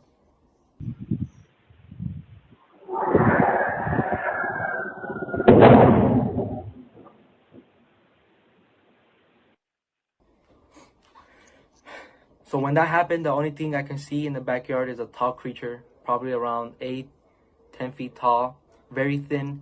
So I called my dad. He went to the backyard and he saw the same thing, the same creature I saw. He told me to go inside the house. At this point, we all freaking out, me and my family. And here's the video where we were in the backyard area. You cannot see it too good, but on camera, but it's there. Here's the video. ¡Ay! ¡Regresar! Carmen Garela, me canceles bar eso. Cáelo, Cherro, que chile. Cáelo, Cherro. Moments after the video, me and my brother went to go pick up my tools. Then my brother calls me, and he told me shakingly, "Look behind the forklift." So I look. Keep in mind I'm facing the forklift, and then I see the alien creature. So when I saw it, it was a tall, skinny, lengthy creature. He was a gray, greenish color, and when I looked at it in the eyes, my body just froze. Like the same experience as having sleep paralysis. Keep in mind I'm staring at him, and I look at his whole body, and he has a weird looking feet and a big face and eyes, and you can see a big mouth. And I could hear his loud, deep breathing, and I could see his stomach moving. He would just stare at me. Seconds later, I could start moving again. And I start running towards the house. That's when I call 911, and here's the 911 call. There's like an 8-foot person beside it, and another one's inside, and it has big eyes and looking at us, and it's still there. Okay, where is this on your property? In my backyard. I swear to God, this is not a joke. This is actually, we're terrified of it. So there's 2 people or 2 subjects that are in your backyard? Correct, and they're very large. They're like 8 foot, 9 feet, 10 foot. I don't know. They look like aliens to us. Big eyes. They have big eyes, like I can't explain it, and big mouth. They're shiny eyes, and they're not human. They're 100% they're not human. Okay.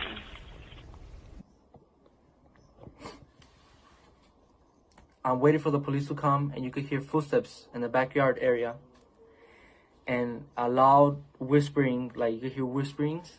We were in the living room area, and you could hear footsteps on the roof. So we waited a little bit for the police.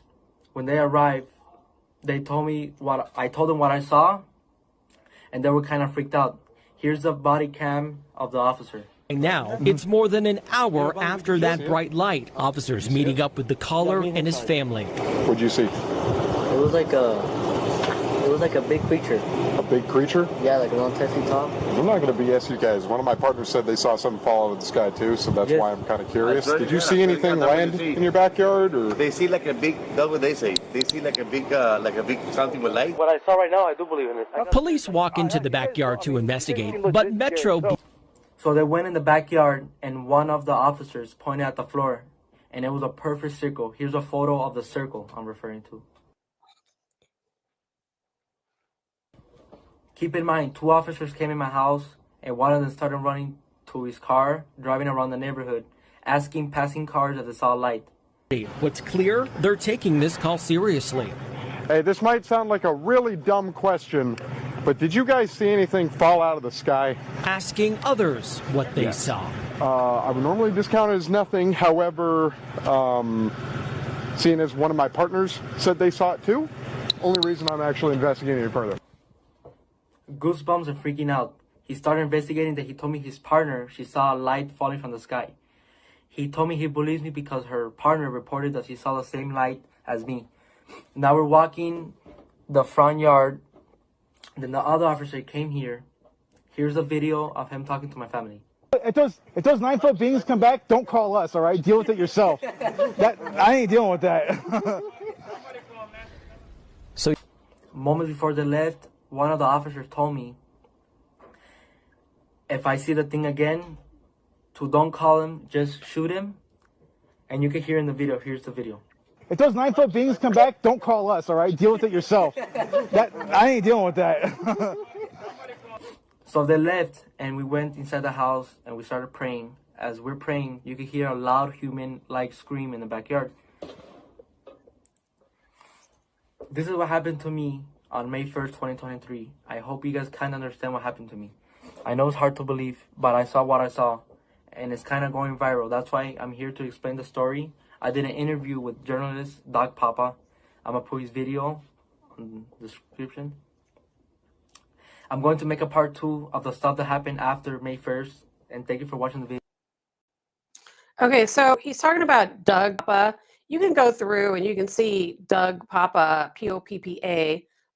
Sorry, I'm trying to get my buttons to work here. Doing my best. And Doug Papa, you can go and watch his video, and you'll see where Angel Kenmore did interview with Doug Papa. I've not seen the actual interview. I've tried to find it, can't find it. I've seen Doug Papa talk about the interview where he talks about the demonic activity that has happened since. You're going to hear that from Angel also here in just a few minutes. But I've got a longer video of when they look at the backyard. Now, you know what's important? As a matter of fact, I have so many videos about this case. It would take me 10 shows to show them all to you because there's so much footage from neighbors. There's footage from people in the community. There's even another call that happened a couple of hours after this in a different area where another man called 911 and said he saw beings in his yard. And I also have a video that I'll show you in a few minutes. I'm not going to show the whole video, but just the last clip of it where they talk about, because you want to ask, like, well, where did the ship go? If it was a ship, what was it? Which we're going to talk about too here in a bit. But where did it go? Well, there's a news reporter who talks about that and says that neighbors and Angel and his family, they saw black SUVs circling the block, and that object was removed by allegedly what we would assume is the government. Now, how they got there so quickly, I don't know. There is a lot of Air Force bases nearby. But I want to show you some coverage from Angel's backyard. Now, keep in mind, this video, he showed you a tiny clip of it. This is a larger clip. And what happened is that, and kind of the timeline of events is, again, I say April 30th. I guess since it was at midnight, he considers it May 1st. And so we can go with that. But what happened that night is you see that big blob coming down. And I've got other angles of it. I think, let's see here. I think this is maybe another angle. I've got a lot of video here. It's hard to tell what's what. Let's see. And of course, my buttons aren't going to do what I want them to do.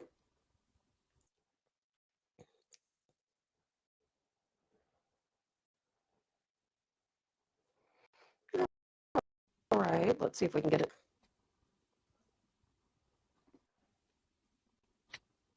I don't know why all of a sudden nothing's cooperating. It wants to talk about it. All right, well, maybe you'll see it, maybe you won't. I don't know if you guys can see that on your end or not.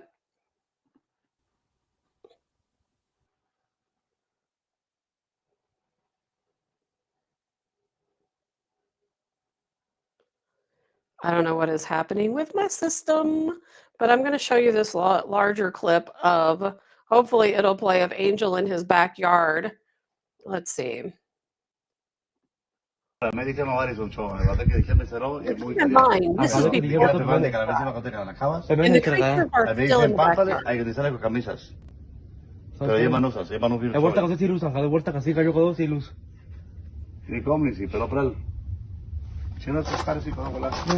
Jórame que cantis París le gallengue a la chorsi, jora y todo. Tosi. ¡Ay! Permisar. Calmungarela me cansiles var eso. Kailo, cherro que chidica. Kailo, cherro. Kailo. Uy, chetan. Chidikao. Agladel, parón. Chidikao. Paró cayó, si le unía caca bare, Agladel. Kai, cherro. Adelo, diles. Permisar, le sale. Escucharé que te camiona, Agladelo. Kai, permisar, te sale. Agladel, te Pero permisar, porque no, cherro, que calmungarela me. Diles, estos son los míos, veniendo para acá. Kai. Ande el camión, los colchaditas del camión. El segundo, de izquierda para acá, de cables. Kay, chero, chidi ka bang ladel? Concha, cotelo, concha, chisitilo. Kay, Eso no muy. forklift o camión? Eso no muy. Catelo, pegachari, palalo, que te acordó con la. Palalo, dile que a casa de un brindis. Bien luchado, o sea, pecucharico, se adolo. Chidi ka bang ladel? Vaya, me dígale completico. Oye, di cables. Kay, Kay. Kay. Cotelo, de que acá, dile que acá, callale, yo muy pelón, sí, pelón, varón, pelón. Ya, chero. En Charlos, te dijeron de Concha, que la de que Pero chujaba. Looks like a little white square.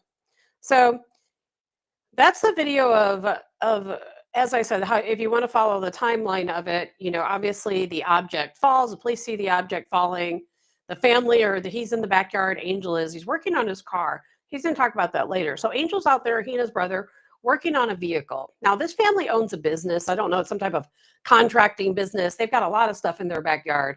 They've got an RV back there. They've got some construction equipment, some tractors, that type of thing. Now, I personally, when I watch that video, I can't see a darn thing. But once they were out there working in the backyard, working on a vehicle. Now it's midnight, okay? You know, but it's very lit up because they own this construction contracting type company. They got these big lights out in their backyard. And I've got a photo, a drone coverage photo that was released of their entire backyard, but we don't have time, of course, to get into all those details, but maybe on another day. But anyway, he's working on his car. This object lands. He explains how it lands, that he was, you know, it was like shock waves, because you heard the sound in the video that Angel played of it hitting. It was huge, a huge boom. You saw the circular impression. Now, they say that circular impression was 30 feet around, almost like a perfect circle, 30 feet around. And they saw the craft, I'm going to say craft in quotes because I don't think it's really a craft, but they saw it. They saw the lights. They saw the beams. The beams were still there during this video you just saw. They were back behind those yellow tractors. Now, I have seen some pretty good photos that people have taken, still shots from this video to show the being. And they kind of, if what these people are saying is the actual being, they almost look like the aliens people often describe as the Greys. They kind of look like that, but when people talk about what they call the Greys, they're always short, you know, like 4 foot, 5 foot tall, where these beings were very large, but they did have that same similar head shape, but they had these great big round, shiny black eyes. And if you really look close, you know, some people say you can see them. I don't see a darn thing when I look, but people have highlighted that and taking clips out of it. And I was going to show that to you guys, but I don't think you want to see it. It's pretty darn horrifying, quite honestly. You may never sleep again. But then there's this other video that I'm going to show you. Now, when this video I played for you guys before, when you look at this video, again, take this with a grain of salt. Now, I was told from day one that this family took this video of these two beings in their backyard. I've had a hard time making sense of it, and the reason why is because the fence doesn't look like their fence. But then I've also seen video where there were some experts, UFO experts, somebody from MUFON and a couple other, you know, investigators who played this video and for its authenticity, and they claimed that this is an unedited video, that it's not AI, it's not faked in any way. But I have a hard time believing that this is Angel's backyard because the fence doesn't look the same. But maybe I've not seen all portions of his fence. So you can take a look at this. But this is not the same creature that other people claim they saw in that backyard. But you can judge that for yourself. There's like an 8-foot person beside it. Really related. There's like an 8-foot person. There's like an 8-foot person beside it, and another one's inside, and has big eyes and looking at us, and it's still there. Okay, where is this on your property? In my backyard. I swear to God, this is not a joke. This is actually we're terrified. So there's two people or two subjects that are in your backyard? Correct, and they're very large. They're like 8 foot, 9 feet, 10 foot. I don't know. They look like it to us. Big eyes. They have big eyes, like I can't explain it. And big mouth. They're shiny eyes, and they're not human. They're 100% they're not human. Okay, so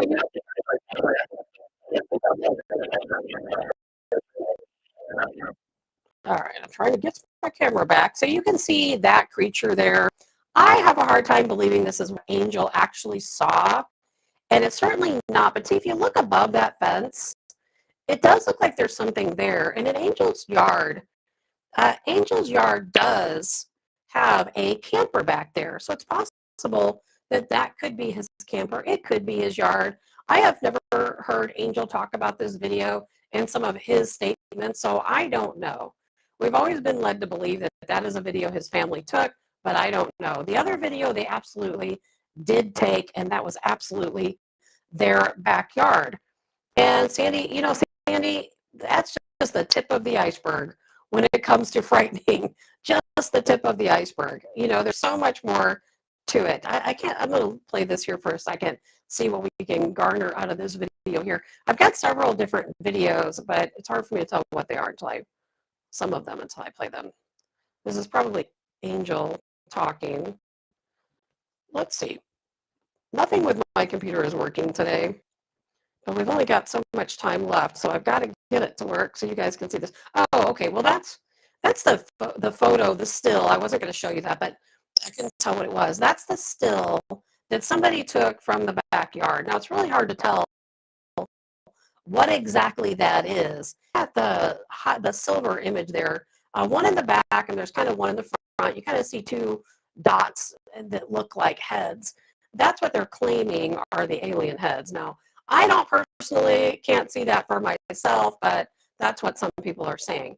Now, here's a video. It is the police call everybody will be talking about. Thanks for joining us here at 6 o'clock. I'm Denise Valdez. I'm Brian Loftus. A family says something crashed into their backyard, prompting them to call 911, saying they saw creatures walking around. Our 8 News Now investigators digging into this for weeks now, and tonight our David Sharns with the video you will only see on 8 News Now. David? Right, Denise, sources telling 8 News Now investigators that several agents they say they are not involved at all, and we are waiting to hear from the Pentagon as well.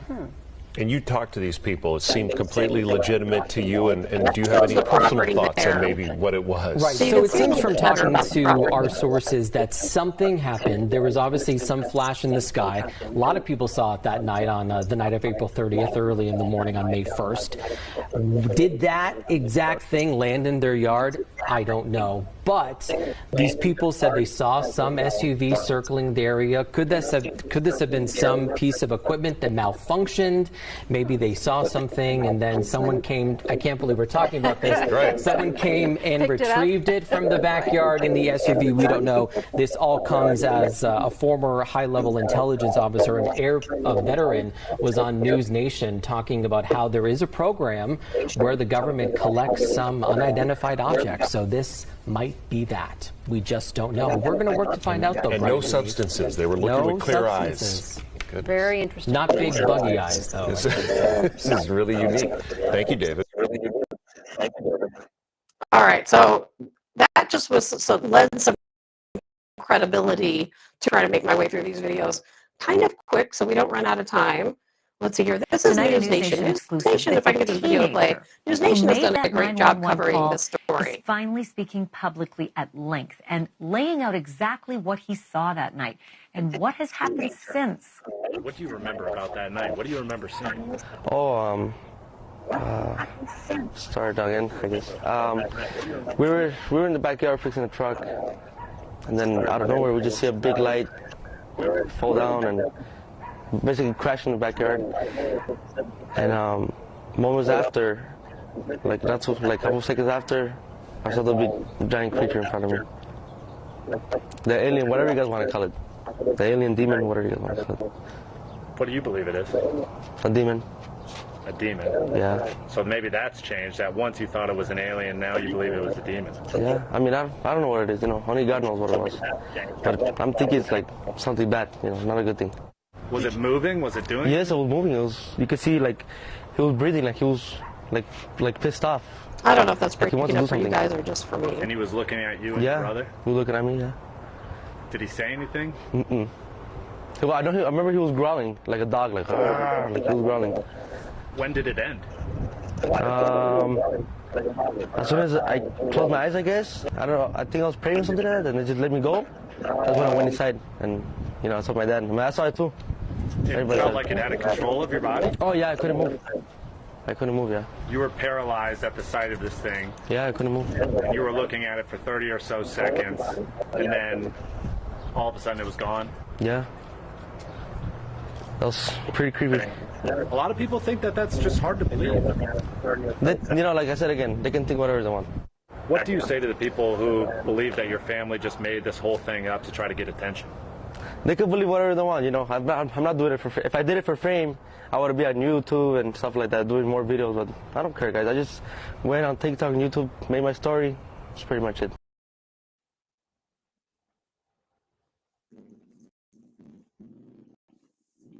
All right. I don't know if it's why I'm having all these issues. That's something important to talk about. Of course, nothing wants to play. That is the story of my life these days. I don't know what is happening. It's like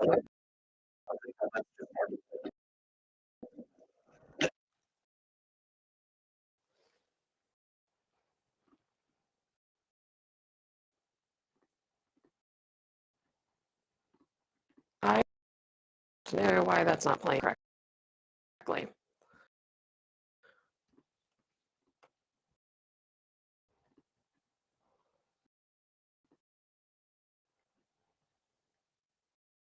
Sorry, guys. If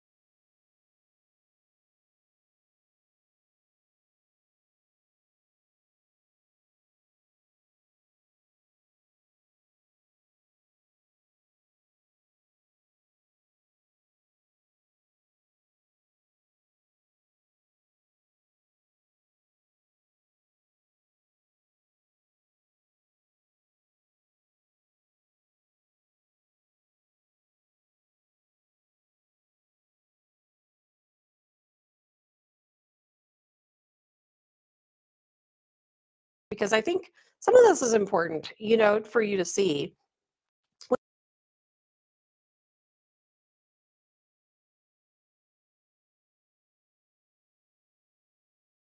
But I think some of this stuff is important to cover. Now, I'm going to pop on because trust me, we're going to talk about it, whether they want us to talk about it or not. This next video I'm going to show, please bear with it. Outside of just the regular, oh, there I am, just the regular issues that the videos have. There is also a guy talking over this, but unfortunately, it's the only video I could find of Angel talking about activity that has taken place since that encounter. You know, he had his original encounter on the night of April 30th, early morning of May 1st, 2023.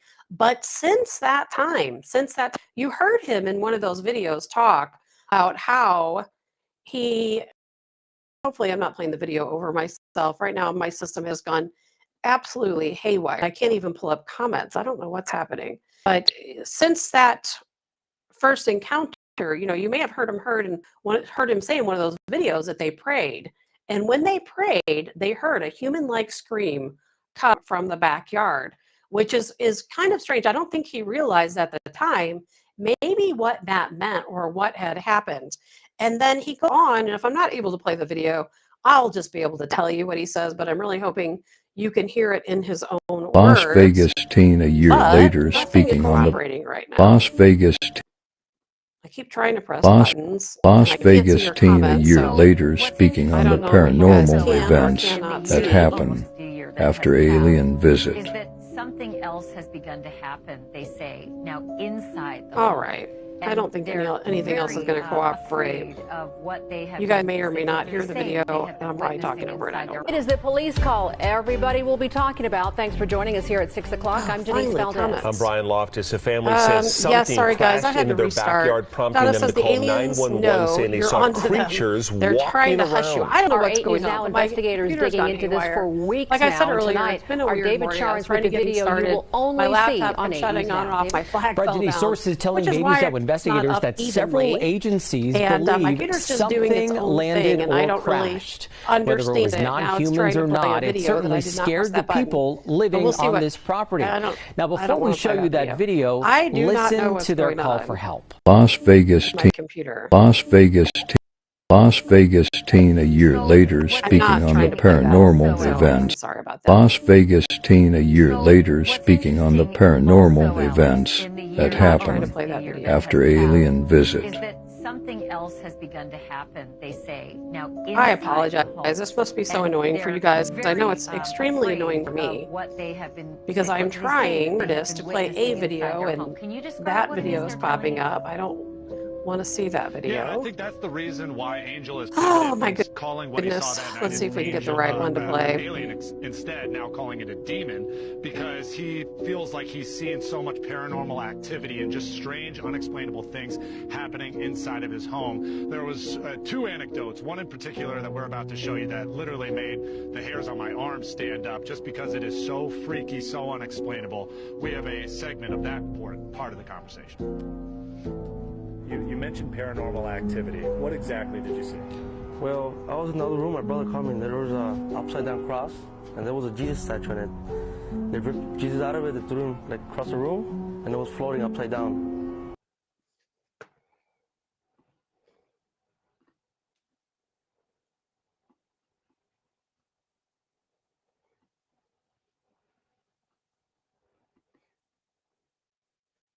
All right.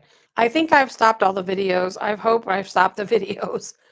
I am so sorry. I hate it because I was so looking forward to today's show. And I got up really early this morning, putting all the videos together and getting everything ready. And I don't know what's going on with my system. And I just hate it. So I'm going to cut things short because I don't know what's happening. But videos, I think, are playing over me. I'm talking over videos. None of my buttons are working here. So we're just going to talk about it. I don't know how much of that video you heard or how much you can even hear of me, but basically what happened is Angel went on to say, and he did an interview with News Nation. He did 2 interviews with News Nation actually after that. And what he went on to say is that after this first encounter, this only encounter, is that he started having demonic activity that took place in the house. And he said at one point, and I don't understand if these beings came back and visited him again, or if it was different beings. But at one point, he talks about having a Bible like levitate in the home, and that some creature ripped the pages out of the Bible. He saw crosses levitating in his house and being thrown against. They've had so much paranormal, demonic activity in the house since that night, since that April 31st, that night in 2023. And he said that since that time, his family, they still live in the home. They're still scared. They don't know what they encountered that night. They only know that these were demons and not extraterrestrials. And that since that time, all this demonic activity is happening in the house. Now, he goes on and talks about all the other stuff that's happening too.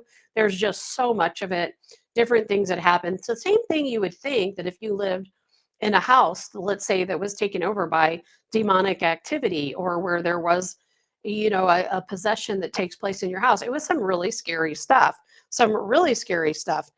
Oh, is there still something playing over me, Donna, or was that from before? I think I'm here just talking to myself. I don't see any videos playing, but my system's a little crazy. So it could just be playing the whole time I'm talking. Who knows with what's going on right now.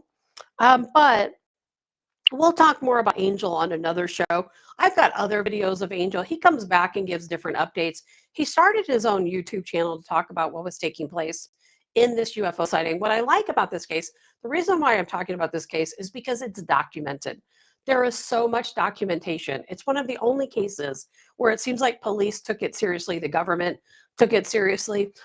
Excuse me, it certainly sounds like as soon as this happened, that the government came in, they had these black SUVs driving around his neighborhood. They pinpointed where this object was. It sounds like they removed the objects. I don't know where the beings went. You know, again, there was a report a while later that night in a different area, not terribly far from there, of some other guy calling 911 because he saw, you know, some strange beings in his yard. And I just think there's so much documentation from just the police body camera footage, you know, of the object coming down, footage from all over the area of the same green glowing object, you know, landing. We have the sound effect from another camera in the neighborhood where you can hear the big boom.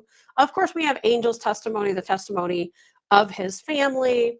And then he says, of course, he turns that around later in other subsequent interviews, a year later, you know, over a year later, where he said the family has been experiencing this demonic activity. And what I don't show you yet, because I can't play any more videos. I don't know what's happening with my videos. I'm going to try to play a Tucker Carlson video here in a second, but I don't know if it's going to work. But either way, what he basically alluded to in another interview and showed photos and video of is Homeland Security came out to his home and they put up a camera. We were just talking about like those shot spotter type cameras. They put up a camera at his house. I think they were actually took him very seriously and thought, well, what if this thing returns or what if something else? So they did put a camera up at his home. And from what I understand, they never saw anything on that camera. They removed it on May 31st of 2020. So it wasn't up for very long. And but I thought that was pretty interesting that they took this case seriously. And I just hate it that I'm having problems with my buttons in my videos. And I know that we're running too late anyway, but there was a lot of other stuff I wanted to show you that came out of this case, but we'll cover that on another day. But I want to talk a little bit about Tucker Carlson. Tucker Carlson has done the deep dive into UFOs, aliens, technology. You know that Tucker knows a lot of people. He has spoken with whistleblowers. He's spoken people within our government under anonymity. He has, you know, seen information that would otherwise be classified. And he has given several interviews. I have so many of them, intending to play them today. I found one that kind of summarizes how he feels. I don't know if my system's going to play it. It's interesting, though, that Tucker Carlson, after doing all the research he's done, talking to all the people he's spoken to, in the end, what he got out of it is that these aren't aliens at all. They're not aliens at all. They're actual spiritual beings. And he feels that it's very dark energy and that these beings, he calls them, I think, supernatural, that they've always been here. They've been here longer than man has been here. They'll be here long after we're gone. And he equates it to feeling like living in an ant farm, like we're really just living in an ant farm. And he states and talks about how they're under the ocean, they're in our waters, they're underground, they're in our skies, they're all around us. We just don't know it. And I thought that was pretty fascinating considering a lot of what we do know. I'm going to try to play this video from Tucker. We'll see if it plays. If it doesn't, I'll just tell you what he says. These are my views, okay? They can't be proven. But I think they're informed views. The phenomenon is real. It's been recorded for thousands of years. We know that. There's something buzzing around us in the skies, but also under the oceans, we now know, and probably underground as well. So it's real. The government's lied about it a million different ways, probably for a million different reasons, for at least 80 years. That's also confirmed. They're lying about it now. Who knows what their motives are? And they're also trying to keep a lot of the stuff from being disclosed. That's true. Yes. So to those people, it's like, it's a psyop. Well, yeah, everything's a psyop. But I know for a dead certain fact, and it's provable, that, say, Mitch McConnell and Speaker Johnson and people who should, and a couple committee chairmen who should all know better, are trying to prevent the UAP Disclosure Act of 2023 from taking effect in a meaningful way. So they are trying to hide it still. That's a fact. My own view is... Okay, I don't want to play the whole video. It's only a few minutes long. I've got a ton of videos of Tucker Carlson talking about these things. And in some of his interviews, he did interviews with Sean Ryan. He's done them with a number of different people. And he talks about how he's so scared of what he uncovered that he will not even tell his wife. He does not want to harm her, he said, mentally, by telling her what he uncovered, what's really going on. And not only what's going on, but how the government is cooperating with these supernatural beings, that they truly are the people who are people. They are the beings that are truly governing over us. And I mean, it's weird for Tucker Carlson to say these things, so you've got to give it a little bit of credit, thinking, okay, well, Tucker Carlson, I think, is an intelligent person. I think he really believes all of this. As a matter of fact, he said he learned so much and it scared him so badly that he decided he didn't want to know anymore. He didn't want to hear any more about it. He said he won't talk about it anymore. He doesn't want to even recognize that he's learned these things. It really scared him. And the other thing that he mentioned, which I thought was interesting, is that he learned that the research that's being done has shown that what we consider our being, us, our person, that we're just a container. Now, I wish he would have elaborated a little bit better on that. What are we a container of? A container of biological material? Are we a container of a soul? Maybe we're the container of a soul, and then why would that be scary? He thought that would be what was very disturbing. But he said that if we really knew the ant farm that we live in, we would all be very disturbed. And he thinks it's better that the government never discloses what really is going on. And he said that all of these people he spoke to said that we are not who we think we are. We are not what we think we are, that we are just a container. But again, I don't understand a container of what, because when you think about a container holds something. So what does it hold? Are we being farmed by these beings, for our, let's say, our organs or our blood or something? Are we just a container of our vital organs or our body, of our flesh, or are we a container for a soul? I would like to think that we're a lot more than just our flesh, that maybe we have a lot of energy. We know that in us. But then I also saw that it kind of related to something David Grush said, where he talks about biologics, where they say, well, have you ever recovered? In his testimony, they asked him, have you ever recovered these beings? And what he said, well, we've recovered biologics. Now, some people in the know that Tucker Carlson has talked to said that these biologics are actually like soft material that is biological, but not necessarily a being. And the way it was described is that they are kind of like drones, drones that contain something. And again, that brings us back to us being containers. Are we also likened to drones? You could go down that rabbit hole, of course, of what we are as containers. Are we drones? And what these beings could potentially be, and why they're recovering biologics, but they don't call them beings. And they said they're not sentient, that they are, perhaps there's a consciousness somewhere else, is how they likened it, that there's a consciousness somewhere else. And these beings that we're seeing are just the encapsulated drones of these beings, that they're really just spiritual.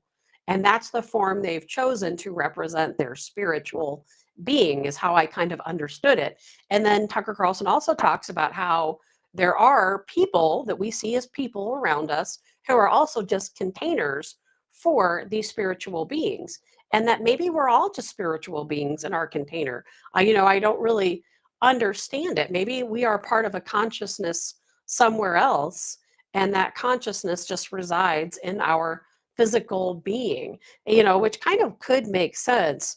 But it was crazy, though, the way he said that we are kind of like an ant farm, and that he's disturbed, and that it's all very dark, and that he's most concerned that our government is very complicit, and that our government takes orders from and he refers to them as supernatural beings. And I think it's really strange that they talk about, Tucker Carlson in his interviews with people and viewing these classified documents stated that they're not coming from another planet.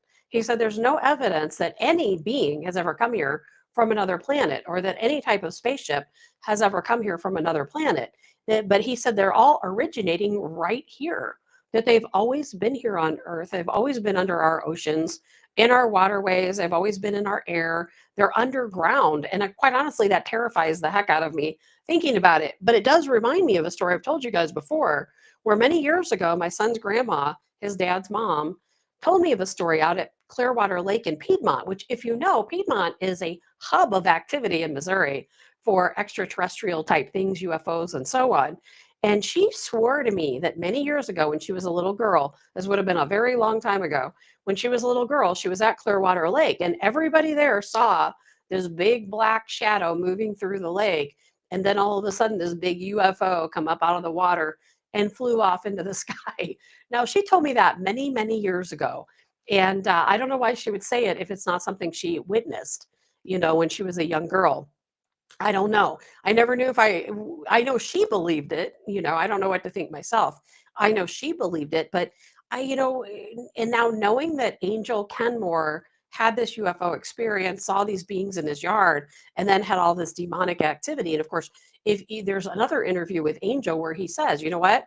I know they're demons. I went back and I read the Bible, and I know the Bible tells me they're demons. So does he really feel like it's demonic activity? Does he believe that because the Bible told him that's the case? Sounds like he's experiencing a lot of things. And I would definitely implore you to go out and watch all of the Tucker Carlson interviews. I have them all, at least all the ones I could find. I have, probably 3-4 hours worth of Tucker Carlson talking to Sean Ryan, talking to other people, giving these interviews. And he's very consistent in his story that whatever is out there, whatever is known, and we do know a lot, apparently, that it is supernatural. It is demonic.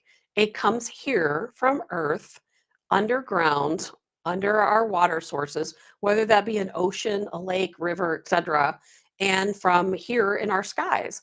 And that it's always been here. They've always been here long before us, will be here long after us. And, it does, as Tucker Carlson speculated in some of these videos, what do they want with us? And what he has heard from these different testimonies and what he believes is something pretty bad.